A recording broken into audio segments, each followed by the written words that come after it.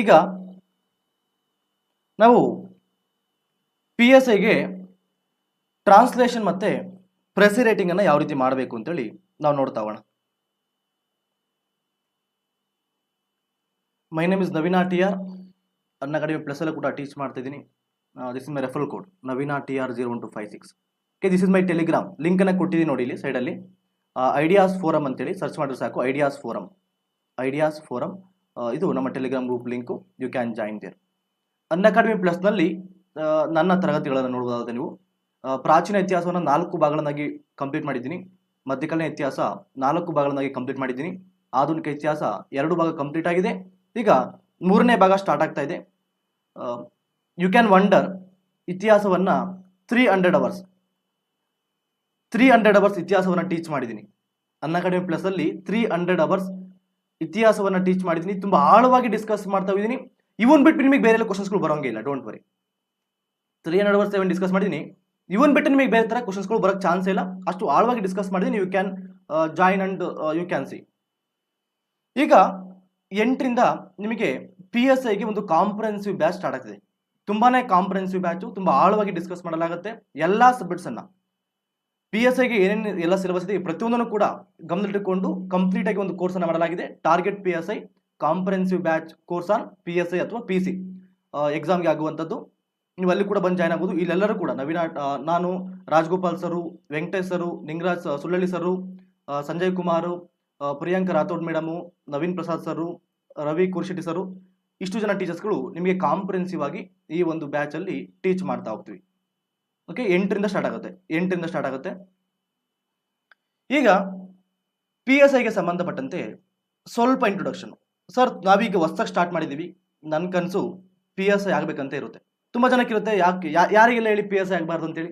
ಎಲ್ಲರಿಗೂ ಕೂಡ PSI ಆಗಬೇಕು ಅಂತ ಇರುತ್ತೆ ಕನಸುಗಳು. ಅದಕ್ಕೆ ಯಾವ ರೀತಿ ಪ್ರಿಪ್ರೇಷನ್ ನಡೆಸಬೇಕು, ಬರೀ ಕನಸು ಇಟ್ಕೊಂಡ್ರೆ ಸಾಲದು. ಅದಕ್ಕೆ ಪ್ರಿಪ್ರೇಷನ್ ಯಾವ ರೀತಿ ನಡೆಸಬೇಕು, ಮತ್ತು ಸಿಲೆಬಸ್ ಯಾವ ರೀತಿ ಇರುತ್ತೆ, ಯಾವ ಟಾಪಿಕ್ಗಳಿಗೆ ನಾವು ಹೆಚ್ಚು ಗಮನವನ್ನು ಕೊಡಬೇಕು, ಅವೆಲ್ಲವನ್ನು ಕೂಡ ನಾವು ಫಸ್ಟ್ ನೋಡ್ತಾ ಹೋಗ್ಬೇಕಾಗುತ್ತೆ. ಈಗ 2 ಪೇಪರ್ ಇರುವಂಥದ್ದು. ಅದರಲ್ಲಿ ನೀವು ಇಲ್ಲಿ ನೋಡ್ತೀರಾ, ಒಂದು 50 ಮಾರ್ಕ್ಸಿಗೆ ಒಂದು ಪೇಪರ್ ಇರುತ್ತಲ್ಲ, ದಟ್ ಈಸ್ ಅಲ್ಲಿ ನಿಮಗೆ 50 ಅಂಕಗಳಿರುತ್ತೆ. 50 ಅಂಕಗಳಲ್ಲಿ ನಾನು ನಿಮಗೆ ಏನು ಕಂಪ್ಲೀಟ್ ಮಾಡಿಕೊಡ್ತೀನಿ ಅದು ಇಂಪಾರ್ಟೆಂಟ್. ನಾನು ನಿಮಗೆ ಭಾಷಾಂತರ ಮತ್ತು ಪ್ರಿಸೈಸ್ ರೈಟಿಂಗನ್ನು ಕಂಪ್ಲೀಟ್ ಮಾಡಿಕೊಡ್ತೀನಿ. ಇದು ನಿಮಗೆ 30 ಮಾರ್ಕ್ಸಿಗೆ ಇರುವಂಥದ್ದು. ಈ 30 ಅಂಕಗಳಿಗೆ ಡೋಂಟ್ ವರಿ, 18 ಅವರ್ ಕ್ಲಾಸ್ ಹಾಕೊಂಡಿದ್ದೀನಿ. ಅನ್ಅಕಾಡೆಮಿ ಪ್ಲಸ್ಸಲ್ಲಿ 18 ಅವರ್ ಕ್ಲಾಸ್ ಹಾಕೊಂಡಿದ್ದೀನಿ. ಆ ಕ್ಲಾಸ್ಗಳಲ್ಲಿ ಕಂಪ್ಲೀಟ್ ಪ್ರಾಕ್ಟೀಸ್ ಮಾಡ್ತಾ ಹೋಗೋಣ.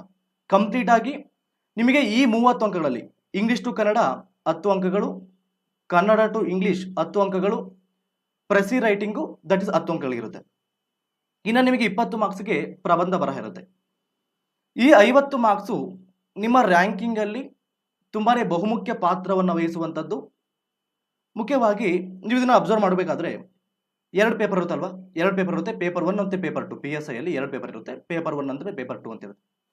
ಅದರಲ್ಲಿ ಪೇಪರ್ 1ನಲ್ಲಿ ನಿಮಗೆ ಮುಖ್ಯವಾಗಿ ಈ ಭಾಷಾಂತರದಲ್ಲಿ ತುಂಬಾ ಇಂಪಾರ್ಟೆಂಟ್. ಈಗ ಎಲ್ಲರೂ ಕೂಡ ಪ್ರಬಂಧವನ್ನು ನಾರ್ಮಲ್ ಎಲ್ಲರೂ ಕೂಡ ಬರೀತಾರೆ, ಎಲ್ಲರೂ ಕೂಡ ಪ್ರಿಪೇರ್ ಆಗ್ತಾರೆ, ಎಲ್ಲರೂ ಕೂಡ ಬರೀತಾರೆ. ಆದರೆ ಈ ಭಾಷಾಂತರ ತುಂಬಾ ಇಂಪಾರ್ಟೆಂಟ್ ಆಗಿರುತ್ತದೆ. 20 ಅಂಕಗಳಿರುತ್ತೆ. 20 ಅಂಕಗಳಲ್ಲಿ ನೀವು ಮಿನಿಮಮ್ 12ರಿಂದ 15 ತೆಗಿಬೋದು, ಈಸಿಯಾಗಿ ತೆಗಿಬೋದು. ಈ ಭಾಷಾಂತರ ಪೇಪರಲ್ಲಿ 20 ಮಾರ್ಕ್ಸ್ಗೆ ಮಿನಿಮಮ್ ಅಂದರೆ, ಸರ್ ನನಗೇನು ಗೊತ್ತೇ ಇಲ್ಲ, ಭಾಷಾಂತರ ಅಂದರೆ ಏನೂ ಗೊತ್ತಿಲ್ಲ, ನಾನು ಇಂಗ್ಲೀಷೇ ಬರಲ್ಲ ಸರ್, ನಮಗೆ ಸ್ವಲ್ಪನೂ ಕೂಡ ಇಂಗ್ಲೀಷ್ ಬರಲ್ಲ, ಈಗ ಪ್ರಾಕ್ಟೀಸ್ ಮಾಡಬೇಕು ಅಂತ ನಾನು ಅಂದ್ಕೊಂಡಿದ್ರೆ ಅದರಲ್ಲಿ ನಿಮಗೆ ಯಾವ ರೀತಿಯಾಗಿ ಮಿನಿಮಮ್ 12ರಿಂದ 15ವರೆಗೂ ತೆಗಿಬೋದು. ಸರ್ ನನಗೆ ಗೊತ್ತಿದೆ, ಬಟ್ ಯಾವ ರೀತಿ ಭಾಷಾಂತರವನ್ನು ಮಾಡಬೇಕು ಅದು ರೂಲ್ಸ್ಗಳೆಲ್ಲ ಗೊತ್ತಿಲ್ಲ ಅಂತಂದರೆ ಅಲ್ಲೂ ನೀವು ಮೋರ್ ದೆನ್ 15 ಮಾರ್ಕ್ಸ್ ತೆಗಿಬೋದು. ಮೋರ್ ದೆನ್ 15 ಮಾರ್ಕ್ಸ್ನ ತೆಗಿಬೋದು. ಆ ಥರ ಆಪ್ಷನ್ಸ್ ಕೂಡ ನಿಮಗಿದೆ. ಓಕೆ, ನಿಮಗೆ ಗೊತ್ತಿರಲಿ, ಇಲ್ಲಿ ನಿಮಗೆ ಭಾಷಾಂತರ 20 ಅಂಕಗಳಿಗಿರುತ್ತೆ. ನನಗೇನು ಗೊತ್ತೇ ಇಲ್ಲ, ನಾನು ಹೇಗೆ ಇಲ್ಲಿ 20 ಅಂಕಗಳನ್ನು ಮ್ಯಾನೇಜ್ ಮಾಡಬೇಕು ಅಂತಂದರೆ ನೀವು ಮಿನಿಮಮ್ ಅಲ್ಲಿ 12ರಿಂದ 15 ಮಾರ್ಕ್ಸ್ನ ತೆಗಿಬೋದು. ಅದನ್ನು ಹೇಗೆ ತೆಗಿಬೋದು? ನನಗೇನು ಗೊತ್ತಿಲ್ಲ ಸರ್, ಈಸನ್ನು ಯೂಸ್ ಮಾಡೋದು ಗೊತ್ತಿಲ್ಲ, ವಾಸನ್ನು ಯೂಸ್ ಮಾಡೋದು ಗೊತ್ತಿಲ್ಲ, ಎಲ್ಲಿ ವರ್ಡ್ ಯೂಸ್ ಮಾಡಬೇಕಂತ ಗೊತ್ತಿಲ್ಲ, ಎಲ್ಲಿ ING ಫಾರಮ್ ಹಾಕಬೇಕು, ಎಲ್ಲಿ ED ಫಾರಮ್ ಹಾಕಬೇಕು, ಸರ್ ನನಗೇನು ಗೊತ್ತಿಲ್ಲ ಸರ್, ಈಸು ವಾಸು ನನಗೇನು ಗೊತ್ತಿಲ್ಲ ಸರ್, ಇವೆಲ್ಲ ಒಂದು ಸ್ವಲ್ಪನೂ ಗೊತ್ತಿಲ್ಲ ಅಂತಂದ್ರೂ ಕೂಡ ಡೋಂಟ್ ವರಿ, ನಾನು ನಿಮಗೆ ಅದೇ ರೀತಿ ಪ್ರಿಪ್ರೇಷನ್ ಮಾಡಿಸ್ತೀನಿ. ನಿಮಗೇನು ಗೊತ್ತಿಲ್ಲ, ನೀವು ಬ್ಲೈಂಡಾಗಿ ಇಲ್ಲಿಗೆ ಬಂದಿದ್ದೀರಾ, ನಾನು ನಿಮಗೆ ಕರೆಕ್ಟಾಗಿ ಗೈಡೆನ್ಸ್ ಮಾಡ್ಕೊಡ್ತೀನಿ. ಏನು ಗೊತ್ತಿಲ್ಲ ಅಂದ್ರೂ ಕೂಡ ಮಿನಿಮಮ್ 12ರಿಂದ 15 ಮಾರ್ಕ್ಸು. ತುಂಬ ಸ್ಟೂಡೆಂಟ್ಸ್ಗಳು ಏನು ಮಾಡ್ತಾರೆ, ನೆಗ್ಲೆಕ್ಟ್ ಮಾಡ್ತಾರೆ. ಪ್ರೆಸ್ ರೇಟಿಂಗ್ ಮಾಡ್ಕೋತಾರೆ, ಪ್ರಬಂಧ ಮಾಡ್ಕೋತಾರೆ. ಅಲ್ಲಿ 30 ಮಾರ್ಕ್ಸು ನಿಮಗೆ ಪ್ರಬಂಧದಲ್ಲಿ ಏನಿಲ್ಲ ಅಂದರೂ ಒಂದು 10ರಿಂದ 15ವರೆಗೂ ಕೊಡ್ತಾರೆ.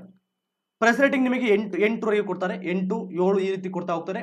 ಆದರೆ ವಾಟರ್ ಇಟ್ ಮೇ ಬಿ ನೀವು ಚೆನ್ನಾಗಿ ಈ ಒಂದು ಭಾಷಾಂತರದಲ್ಲಿ ಪರ್ಫೆಕ್ಟ್ ಆಗಿ ಮಿನಿಮಮ್ ಅಂದರೆ ಒಂದು 12ರಿಂದ 15 ಅಂಕ ತೊಗೊಂಡ್ಬಿಟ್ರೆ ನೀವು ಆಲ್ಮೋಸ್ಟ್ ರ್ಯಾಂಕಿಂಗಲ್ಲಿ ಕೂತ್ಕೊಂಡ್ಬಿಡ್ತೀರಾ. ಪೇಪರ್ 2 ಅಲ್ಲಿ ಸ್ವಲ್ಪ ಚೆನ್ನಾಗಿ ಸ್ಕೋರ್ ಮಾಡ್ಕೊಂಡ್ಬಿಟ್ರೆ ಆಲ್ಮೋಸ್ಟ್ ನಿಮ್ಮ ರ್ಯಾಂಕಿಂಗಲ್ಲಿ ಕೂತ್ಕೊಂಡ್ಬಿಡ್ತೀರಾ. You are in safe zone. ಇದನ್ನು ಯಾವುದೇ ಕಾರಣಕ್ಕೂ ನೆಗ್ಲೆಕ್ಟ್ ಮಾಡಕ್ಕೆ ಹೋಗಬೇಡಿ. ಭಾಷಾಂತರವನ್ನು ಯಾವುದೇ ಕಾರಣಕ್ಕೂ ನೆಗ್ಲೆಕ್ಟ್ ಮಾಡಕ್ಕೆ ಹೋಗಬೇಡಿ. ನಾನು ನಿಮಗೆ ಅದನ್ನೇ ಹೇಳ್ತಾ ಇದ್ದೀನಿ. ಯಾವುದೇ ಕಾರಣಕ್ಕೂ ನೆಗ್ಲೆಕ್ಟ್ ಮಾಡಕ್ಕೆ ಹೋಗಬೇಡಿ. ನಿಮಗೇನು ಗೊತ್ತಿಲ್ಲ ಅಂದರೂ ಕೂಡ ಡೋಂಟ್ ವರಿ, ನಾವು ನಿಮಗೆ ಪ್ರಿಪ್ರೇಷನ್ ಮಾಡಿಸ್ತೀವಿ. ಏನು ಗೊತ್ತಿಲ್ಲ, ಯಾವ ರೀತಿ ನಾನು ಭಾಷಾಂತರದಲ್ಲಿ ಮಿನಿಮಮ್ 12ರಿಂದ 15 ಮಾರ್ಕ್ಸ್ ತೆಗೆದುಕೊಳ್ಬೇಕು, ಹೇಗೆ ತೆಗೆದುಕೊಳ್ಬೇಕು ನಿಮಗೆ ಹೇಳ್ತಾ ಹೋಗ್ತೀನಿ. ಮತ್ತು ಪ್ರೆಸ್ ರೈಟಿಂಗು, ತುಂಬ ಜನಕ್ಕೆ ಪ್ರೆಸ್ ರೈಟಿಂಗ್ ಅಂದರೆ ಗೊತ್ತಿರುತ್ತೆ, ರೆಡ್ಯೂಸ್ ಮಾಡಿ ಬರಬೇಕು ಅಂತೇಳಿ. ಅದಕ್ಕೆ ರೂಲ್ಸ್ಗಳೇನಿದ್ದಾವೆ, ಯಾವ ರೀತಿ ನಾವು ರೆಡ್ಯೂಸ್ ಮಾಡಬೇಕು, ಅದು ತುಂಬಾ ಇಂಪಾರ್ಟೆಂಟು. ರೆಡ್ಯೂಸ್ ಮಾಡಬೇಕು, ರೂಲ್ಸ್ಗಳೇನೇನು ಮತ್ತು ಯಾವ ರೀತಿ ರೆಡ್ಯೂಸ್ ಮಾಡಬೇಕು, ನಾವು ಹೇಗೆ ಆ ಸಮಯದಲ್ಲಿ ಕೊಟ್ಟಿರುವ ಸಮಯದಲ್ಲಿ ನಾರ್ಮಲಾಗಿ ಒಂದು ಪೇಪರನ್ನು ಮನೆಗೆ ಕೊಟ್ಬಿಟ್ಟು ಸಾಲ್ವ್ ಮಾಡ್ಕೊಂಡ್ಬಂದಿದ್ರೆ ಎಲ್ಲರೂ ಸಾಲ್ವ್ ಮಾಡ್ಕೊಂಡ್ಬರ್ತಾರೆ. ಅದು ನಿಮಗೆ ಸುಮ್ಮನೆ ಸುಲಭ. ಬಟ್ ಆ ಕೊಟ್ಟಿರುವ ಟೈಮಿಂಗ್ಸಲ್ಲಿ ನಾವು ಯಾವ ರೀತಿ ಪ್ರೆಸ್ ಮಾಡಬೇಕು, ಮತ್ತು ಆ ಒಂದು ಫಿಯರಲ್ಲಿ ಎಕ್ಸಾಮ್ ಫಿಯರ್ ಇರುತ್ತೆ, ನಮಗೆ ತುಂಬಾ ಟೈಮ್ ಓಡ್ತಾ ಇರುತ್ತೆ.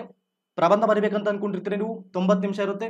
ಪ್ರಬಂಧ ಬರಿಬೇಕು, ಟ್ರಾನ್ಸ್ಲೇಷನ್ ಮಾಡಬೇಕು, ಮತ್ತು ಇವಷ್ಟು ಕೂಡ ಮಾಡಬೇಕು. ಯಾವ ರೀತಿ ಮಾಡಬೇಕು, ಕೆಲವರು ಏನು ಮಾಡ್ತಾರೆ ಅಂದರೆ ಕ್ರೈಟೀರಿಯಾ ಬೇರೆ ಬೇರೆ ಥರ ಇರುತ್ತೆ.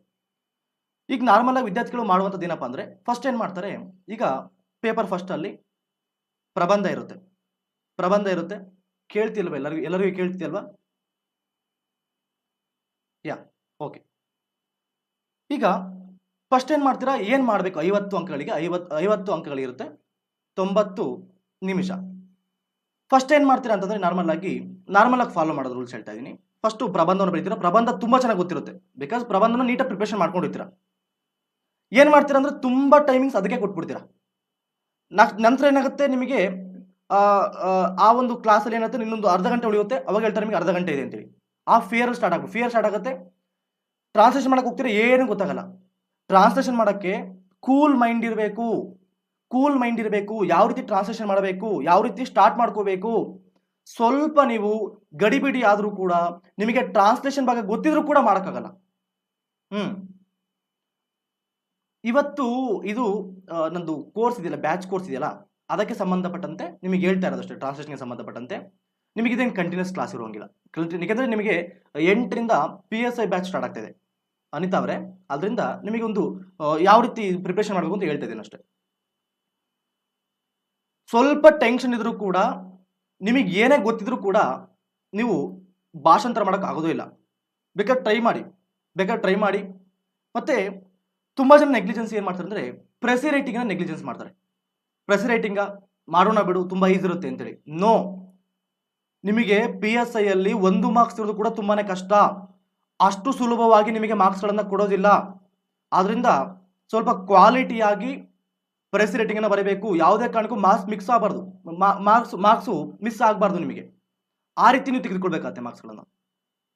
ಓಕೆ, ಈ ಒಂದು ಪಾರ್ಟ್ಗೆ ಸಂಬಂಧಪಟ್ಟಂತೆ ನಾನು ನಿಮಗೆ ಕಂಪ್ಲೀಟ್ ಪ್ರಿಪ್ರೇಷನ್ನ ಮಾಡಿಸ್ಕೊಡ್ತೀನಿ.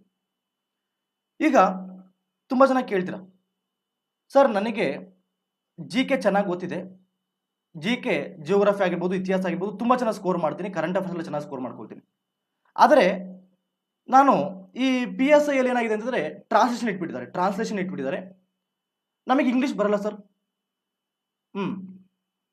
ನೀವೇನೋ ಬೇಕಾದ್ರೂ ಮಾಡ್ಕೋಬೋದು. ಫಸ್ಟ್ ಏನು ಮಾಡಿ ಗೊತ್ತಾ, ಫಸ್ಟು ಕೂಲ ಮೈಂಡ್ ಇರುತ್ತಲ್ಲ, ನಿಮಗೆ ಮೈಂಡ್ ಕೂಲ್ ಇದ್ದಾಗ ಫಸ್ಟು ಪ್ರೆಸ್ ರೇಟಿಂಗು ನಿಮಗೆ ಈಸಿಯಾಗಿ ಆ ಮಾರ್ಕ್ಸನ್ನು ತೆಗೆದುಕೊಂಡು ಜೋಬಲ್ಲಿ ಹಾಕೊಂಬಿಡಿ.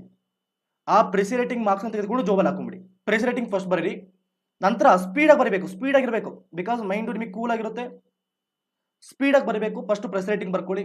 ಇಟ್ ಈಸ್ ನಾಟ್, ನಾನು ಇದೇ ಮಾಡಿ ಅಂತ ಹೇಳ್ತಾ ಇಲ್ಲ, ಯಾಸ್ ಯುವರ್ ವಿಶ್, ಟ್ರೈ ಮಾಡಿ. ನಂತರ ಏನು ಮಾಡಿ ಅಂತಂದರೆ ಟ್ರಾನ್ಸ್ಲೇಷನ್ಗೆ ಹೋಗಿ. ಫಸ್ಟ್ ನಿಮಗೆ ಪ್ರಬಂಧ ಸೆಲೆಕ್ಟ್ ಮಾಡ್ಕೊಡ್ರಿ. ಫಸ್ಟ್ ಹೋದ ನಂತರನೇ ಪ್ರಬಂಧ ಸೆಲೆಕ್ಟ್ ಮಾಡ್ಕೊಡ್ರಿ. ಯಾವುದನ್ನು ಬರೀಬೇಕು, 5 ಪ್ರಬಂಧನೂ ಕೊಡಲಾಗಿರುತ್ತೆ. ಅದರಲ್ಲಿ ನೀವು ಯಾವುದನ್ನು ಬರೀಬೇಕು, 2 ಭಾಷೆಯಲ್ಲಿ ಬರೀಬೋದು, ಒಂದು ಕನ್ನಡ ಅಥವಾ ಇಂಗ್ಲೀಷು, ಯಾವುದು ಸೆಲೆಕ್ಟ್ ಮಾಡ್ಕೋಬೇಕು. ಸಮ್ಟೈಮ್ಸ್ ಏನಾಗುತ್ತೆ, ಎರಡರಲ್ಲೂ ಕೂಡ ಪರ್ಫೆಕ್ಟ್ ಇರ್ತೀರಾ. ಇಂಗ್ಲೀಷಲ್ಲೂ ಕೂಡ ಬರೆಯೋದು ಕಡೆ ಇರ್ತೀರಾ, ಕನ್ನಡದಲ್ಲೂ ಬರೆಯೋದು ಕಡೆ ಇರ್ತೀರಾ. ನೋ, ಆ ರೀತಿ ಮಾಡ್ಕೊಂಡು ಹೋಗ್ಬೇಡಿ. ಫಸ್ಟ್ ಸೆಲೆಕ್ಟ್ ಮಾಡ್ಕೊಡ್ರಿ ಯಾವ ಭಾಷೆಯಲ್ಲಿ ಬರೀಬೇಕು ಅಂತೇಳಿ. ನಂತರ ಏನು ಮಾಡಬೇಕು, ಸೆಲೆಕ್ಟ್ ಮಾಡಿಕೊಂಡು ಮಾರ್ಕ್ ಮಾಡ್ಕೊಳ್ಳಿ. ಇಲ್ಲಾಂದ್ರೆ ನಿಮಗೆ ಲಾಸ್ಟ್ ಫೈನಲ್ ಕೊನೆಯ ಪೇಜಲ್ಲಿ ಅಥವಾ ಎಲ್ಲರೂ ನೀವು ಒಂದು ಕಡೆ ಏನು ಮಾಡಬೇಕು, ಒಂದು ಮ್ಯಾಪಿಂಗನ್ನು ಹಾಕೊಳ್ಳಿ, ಮೈಂಡ್ ಮ್ಯಾಪನ್ನು ಹಾಕೊಳ್ಳಿ. ನಾನು ಇಂಟ್ರೊಡಕ್ಷನಲ್ಲಿ ಏನು ಬರೀಬೇಕು, ಯಾವ ಮಾಹಿತಿನ ಹಾಕೋಬೇಕು, ಮತ್ತು ವಿಷಯ ಬೆಳವಣಿಗೆಯಲ್ಲಿ ಏನು ಹಾಕೋಬೇಕು, ಉಪಸಂಹಾರದಲ್ಲಿ ಏನು ಹಾಕೋಬೇಕು, ಒಂದು ಮೈಂಡ್ ಮ್ಯಾಪ್ ಹಾಕೊಳ್ಳಿ. ನಂತರ ಏನು ಮಾಡಿದ್ರೆ ಡೈರೆಕ್ಟಾಗಿ ಪ್ರೆಸ್ ರೇಟಿಂಗ್ ಹೋಗಿ ಸ್ಪೀಡಾಗಿ ಮುಗಿಸ್ಕೊಂಬಿಡಿ.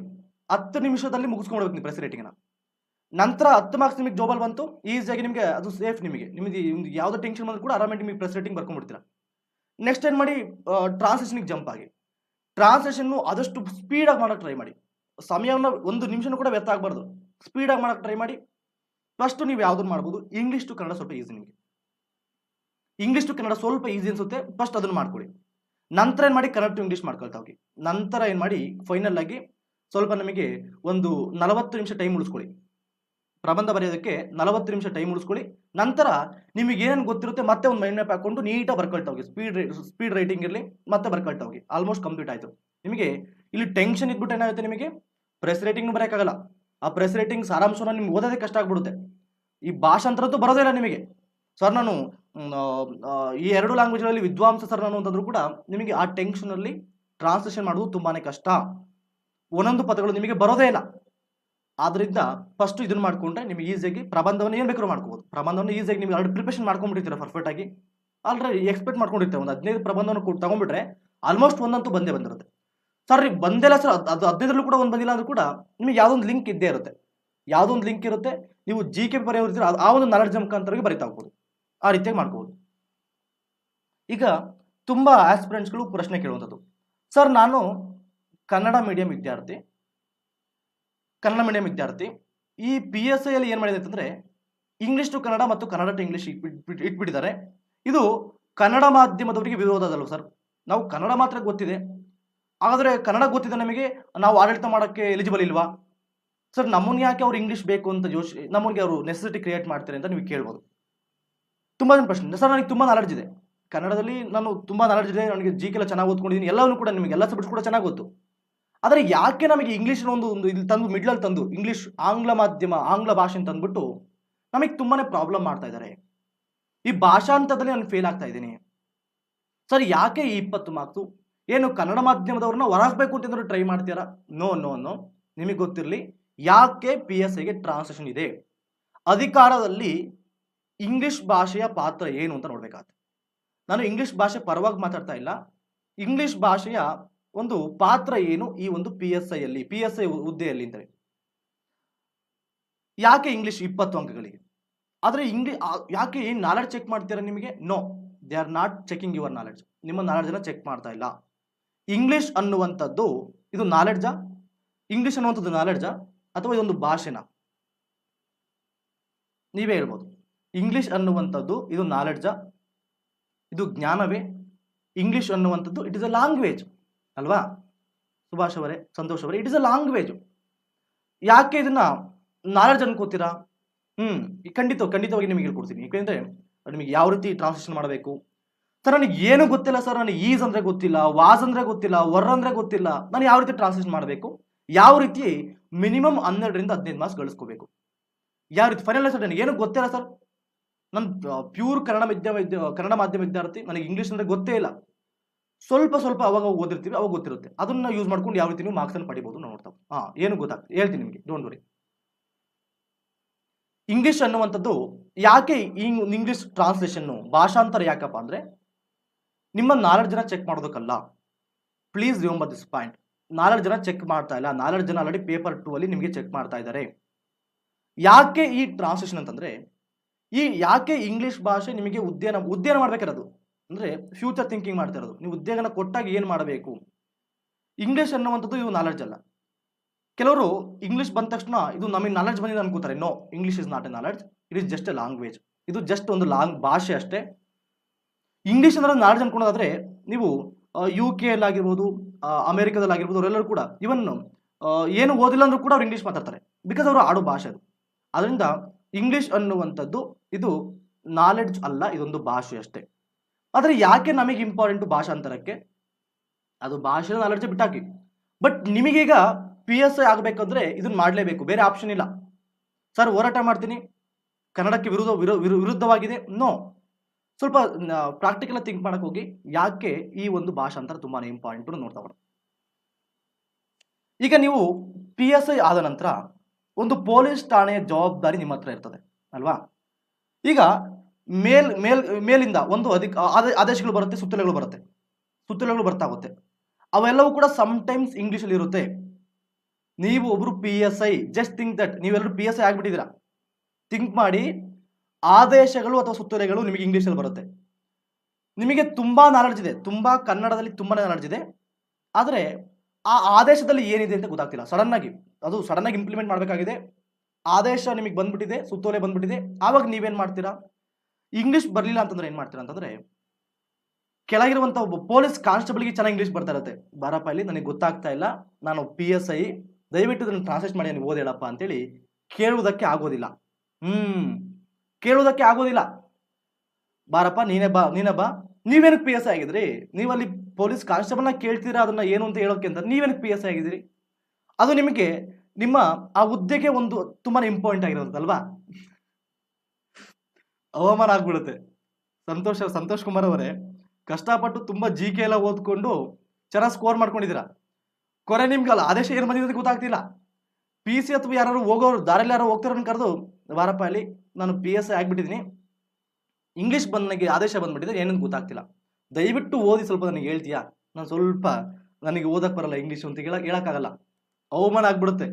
ಆ ಡಬಲ್ ಸ್ಟಾರಿಗೆ ಮತ್ತೆ ವ್ಯಾಲ್ಯೂ ಇರೋದಿಲ್ಲ ಅಲ್ವಾ ರವಿ ಅವರೇ? ಡಬಲ್ ಸ್ಟಾರಿಗೆ ವ್ಯಾಲ್ಯೂ ಇರೋದಿಲ್ಲ. ಅದಕ್ಕೆ ಏನ್ ಮಾಡ್ತೀವಿ ಅಂತಂದ್ರೆ, ನಿಮಗೆ ಮಿನಿಮಮ್ ಇಂಗ್ಲಿಷ್ ಗೊತ್ತಿರಬೇಕು. ಅಟ್ಲೀಸ್ಟ್ ಅಲ್ಲಿಂದ ಏನ್ ಬಂದಿದೆ, ಅಲ್ಲಿನ್ನು ಸ್ಟ್ಯಾಂಡರ್ಡ್ ಇಂಗ್ಲಿಷ್ ಅಲ್ಲಿ ಡಿಕ್ಷನರಿ ತೆಗೆದುಕೊಂಡು ಹುಡುಕುವಂತ ವರ್ಡ್ಗಳು ಇರಂಗಿಲ್ಲ. ಸಿಂಪಲ್ ಇಂಗ್ಲಿಷ್ ಆಗಿರುತ್ತೆ. ಅದನ್ನ ನೀವು ಅರ್ಥ ಮಾಡಿಕೊಳ್ಳುವುದಕ್ಕೆ ನೀವು ರೆಡಿ ಇರಬೇಕು. ಅದಕ್ಕೋಸ್ಕರ ನಿಮಗೆ ಟ್ರಾನ್ಸ್ಲೇಷನ್ ಚೆಕ್ ಮಾಡ್ಕೊಳ್ತಾರೆ. ನಿಮಗೆ ಅಲ್ಲಿ ಹೋಗ್ಬಿಟ್ಟು, ಸರ್ ನಾನು PSI ಆದ್ಮೇಲೆ ಇಂಗ್ಲಿಷ್ ಕಲಿತೀನಿ, ಈಗಲೇ ಕಲ್ತಿಲ್ಲ, ಇನ್ನು ಅಲ್ಲಿ ಹೋದ್ಮೇಲೆ ಇಂಗ್ಲಿಷ್ ಕಲಿತೀರಾ ಅಲ್ವಾ? ಇಲ್ಲಿ ಸ್ವಲ್ಪ ನಿಮಗೆ ಅಲ್ಲಿಟ್ಟಿರೋದು ಪರ್ಫೆಕ್ಟ್ ಇಂಗ್ಲಿಷ್ ಅವಶ್ಯಕತೆ ಇಲ್ಲ. ಇಲ್ಲಿ ಸರ್ ನಾನು ಆಕ್ಸ್ಫರ್ಡ್ ಯೂನಿವರ್ಸಿಟಿಲಿ ಓದ್ ಬಂದಿದ್ದೀನಿ, ಇಲ್ಲಿ ಏನು ಅವಶ್ಯಕತೆ ಇಲ್ಲ. ಇಲ್ಲಿ ಸಿಂಪಲ್ ಇಂಗ್ಲಿಷ್ ಅರ್ಥ ಮಾಡ್ಕೊಳಕ್ ಬರಬೇಕು, ಓದೋದಕ್ಕೆ ಬರಬೇಕು, ಅದನ್ನ ಭಾಷಾಂತರ ಮಾಡಕ್ ಬರಬೇಕು. ನಿಮ್ಮ ಕೆಳಗಿನವರಿಗೆ ಪೊಲೀಸ್ ಕಾನ್ಸ್ಟೇಬಲ್ಗಳಿಗೆ ಹೇಳಕ್ ಬರಬೇಕು ಏನು ಹೇಳ್ತಿದ್ದೀರಾ ಅಂತೇಳಿ. ಇದು ತುಂಬಾನೇ ಇಂಪಾರ್ಟೆಂಟ್. ಮತ್ತೆ ಈಗ ಯಾವುದೋ ಒಂದು ಕೇಸ್ಗೆ ಸಂಬಂಧಪಟ್ಟಂತೆ ವರದಿಯನ್ನ ಒಪ್ಪಿಸುವಾಗ, ಈಗ ಕರ್ನಾಟಕಕ್ಕೆ ಸಂಬಂಧಪಟ್ಟ ನಮಗೆ ಒಪ್ಪಿಸ್ಬೇಕಾದ್ರೆ ಓಕೆ, ತೊಂದರೆ, ಕನ್ನಡದಲ್ಲಿ ಒಪ್ಪಿಸ್ಬೋದು. ಈಗ ಯಾವುದೋ ಒಂದು ಫಾರಿನ್ ವ್ಯಕ್ತಿ ನಿಮ್ಮ ಹತ್ರ ಬರ್ತಾರೆ, ಅವ್ರಿಗೇನೋ ತೊಂದರೆ ಆಗುತ್ತೆ, ಅವ್ರು ಫಾರಿನ್ ವ್ಯಕ್ತಿ, ವಾಟ್ ಇಟ್ ಮೇ ಬಿ, ಆ ಹೋಬಳಿಯಲ್ಲಿ ಇದ್ದೀರಾ ಅಂತಂದ್ರೆ ಆ ಠಾಣೆಯಲ್ಲಿ ಬರುವಂತ ಎಲ್ಲವೂ ಕೂಡ ನಿಮಗೆ ಸಂಬಂಧಪಟ್ಟದ್ದು. ಅವ್ರು ನಿಮ್ಮ ಹತ್ರ ಬರ್ತಾರೆ, ಅವ್ರು ಬಂದು ನಿಮ್ಮ ಹತ್ರ ಅವ್ರ ದೂರುಗಳನ್ನು ಹೇಳ್ಕೊಳ್ತಾರೆ. ಅವಾಗ ನೀವು ಬಿಟ್ಟು ಫುಲ್ಲು ಕನ್ನಡದ ಅಭಿಮಾನಿಗಳಾಗಿ ಕನ್ನಡ ಮಾತಾಡಿದ್ರೆ ಮಾತ್ರ ನಾನು ಈ ಒಂದು FIR ಅನ್ನು ದಾಖಲೆ ಮಾಡ್ಕೊಳ್ತೀನಿ, ಇಲ್ಲಾಂದ್ರೆ ಹಾಕೋಲ್ಲ ಅಂತ ಹೇಳಕ್ಕಾಗಲ್ಲ. ಬಿಕಾಸ್ ಯಾವುದೋ ದೇಶದಿಂದ ಬಂದಿದ್ದಾರೆ, ಅವ್ರನ್ನ ಅವರು ಇಂಗ್ಲಿಷ್ ಸ್ವಲ್ಪ ಗೊತ್ತಿರುತ್ತೆ. ನಾರ್ಮಲ್ ಇಂಗ್ಲಿಷು ಅಕ್ಸೆಪ್ಟ್ ಮಾಡ್ಕೊಂಡಂತ ಲ್ಯಾಂಗ್ವೇಜ್ ಎಲ್ಲರಿಗೂ ಕೂಡ ನಾರ್ಮಲ್ ಆಗಿ ಗೊತ್ತಿರುತ್ತೆ. ಅಟ್ಲೀಸ್ಟ್ ಕನಿಷ್ಠ ಜ್ಞಾನ ಕೂಡ ಇರುತ್ತೆ. ಅಟ್ಲೀಸ್ಟ್ ಈಸ್ ವಾಸ್ ಬಿಡ್ರಿ, ಅಟ್ಲೀಸ್ಟ್ ಏನೋ ಒಂದು ಹೇಳಿ ಮ್ಯಾನೇಜ್ ಮಾಡೋಂಥದ್ದು ಇಂಗ್ಲಿಷ್ ಅಂತೂ ಗೊತ್ತಿರುತ್ತೆ ಎಲ್ಲರಿಗೂ ಕೂಡ. ಕಂಗ್ಲೀಷ್ ಅಂತೀವಿ, ಅದನ್ನ ಕಂಗ್ಲೀಷ್ ಅಂತ ಕರಿತೀವಿ. ಅದನ್ನ ನೀವು ಬಂದ ಹೇಳಿದಾಗ, ಇಲ್ಲಪ್ಪ ಇದು ಕರ್ನಾಟಕ, ನೀನು ಕನ್ನಡ ಕಲ್ತ್ಕೊಂಡು ಕಂಪ್ಲೇಂಟ್ ಮಾಡು ಅಂತ ಹೇಳಕ್ ಬರಲ್ಲ. ಆ ವ್ಯಕ್ತಿಗೆ ನೀವು ಸಡನ್ ಆಗಿ ನ್ಯಾಯ ಒದಗಿಸ್ಬೇಕಂದ್ರೆ ನಿಮಗೆ ಆ ಮಿನಿಮಮ್ ಇಂಗ್ಲಿಷ್ ನಿಮಗೆ ಗೊತ್ತಿರಬೇಕು. ಅವ್ರು ಏನು ಹೇಳ್ತಾರೆ, ಏನು ನಿಮಗೆ ಅರ್ಥ, ಅದನ್ನ ಬಿಟ್ಟು ಕರೆದು ಬಾರಪ್ಪ ಇಲ್ಲಿ ಏನೋ ನಿಮಗೆ ಕಂಪ್ಲೇಂಟ್ ಮಾಡ್ತಾರೆ, ದಯವಿಟ್ಟು ಅದನ್ನು ಓದಿ ಹೇಳಿ ಅಂತ, ಅದು ಕೇಳಿ ಹೇಳಿ ಅಂತ ಹೇಳಕ್ಕಾಗಲ್ಲ. ಅದು ನಿಮಗೆ ಇಂಗ್ಲಿಷ್ ಗೊತ್ತಿರಬೇಕು. ಓಕೆ, ಬೇರೆ ದೇಶದವರು ಅಥವಾ ಬೇರೆ ರಾಜ್ಯದವರು ನಿಮ್ಮ ಹತ್ರ ದೂರು ನೀಡಲು ಬಂದ್ರೆ ನಿಮಗೆ ತುಂಬಾನೇ ಇಂಪಾರ್ಟೆಂಟ್ ಈ ಒಂದು ಭಾಷೆ. ಈಗ ಫೈನಲ್ ಆಗಿ ನೋಡೋದಾದ್ರೆ, ಸರ್ ಟ್ರಾನ್ಸ್ಲೇಷನ್ ಅಂದ್ರೆ ಕೆಲವು ಕೋಚಿಂಗ್ ಸೆಂಟರ್ಗಳಲ್ಲಿ, ನಾನು ಹೇಳ್ತಾ ಇದ್ದು ಕೆಲವು ಕೋಚಿಂಗ್ ಸೆಂಟರ್ಗಳಲ್ಲಿ ಪರ್ಫೆಕ್ಟ್ ಇಂಗ್ಲಿಷ್ನ ಬಳಸಿ, ಪರ್ಫೆಕ್ಟ್ ಇಂಗ್ಲಿಷು ಡಿಕ್ಷನರಿಯನ್ನು ಓದಿ, ಅದರಲ್ಲಿ ಡಿಫ್ರೆಂಟ್ ವರ್ಡ್ಗಳೆಲ್ಲ ಇರ್ತದೆ, ಅವು ನಮಗೆ ಅರ್ಥ ಆಗಂಗಿಲ್ಲ. ಅವುಗಳನ್ನೆಲ್ಲ ಬಳಸಿದ್ರೆ ನಿಮಗೆ ಮಾರ್ಕ್ಸ್ಗಳು ಸಿಗೋದಿಲ್ಲ. Please remember this point.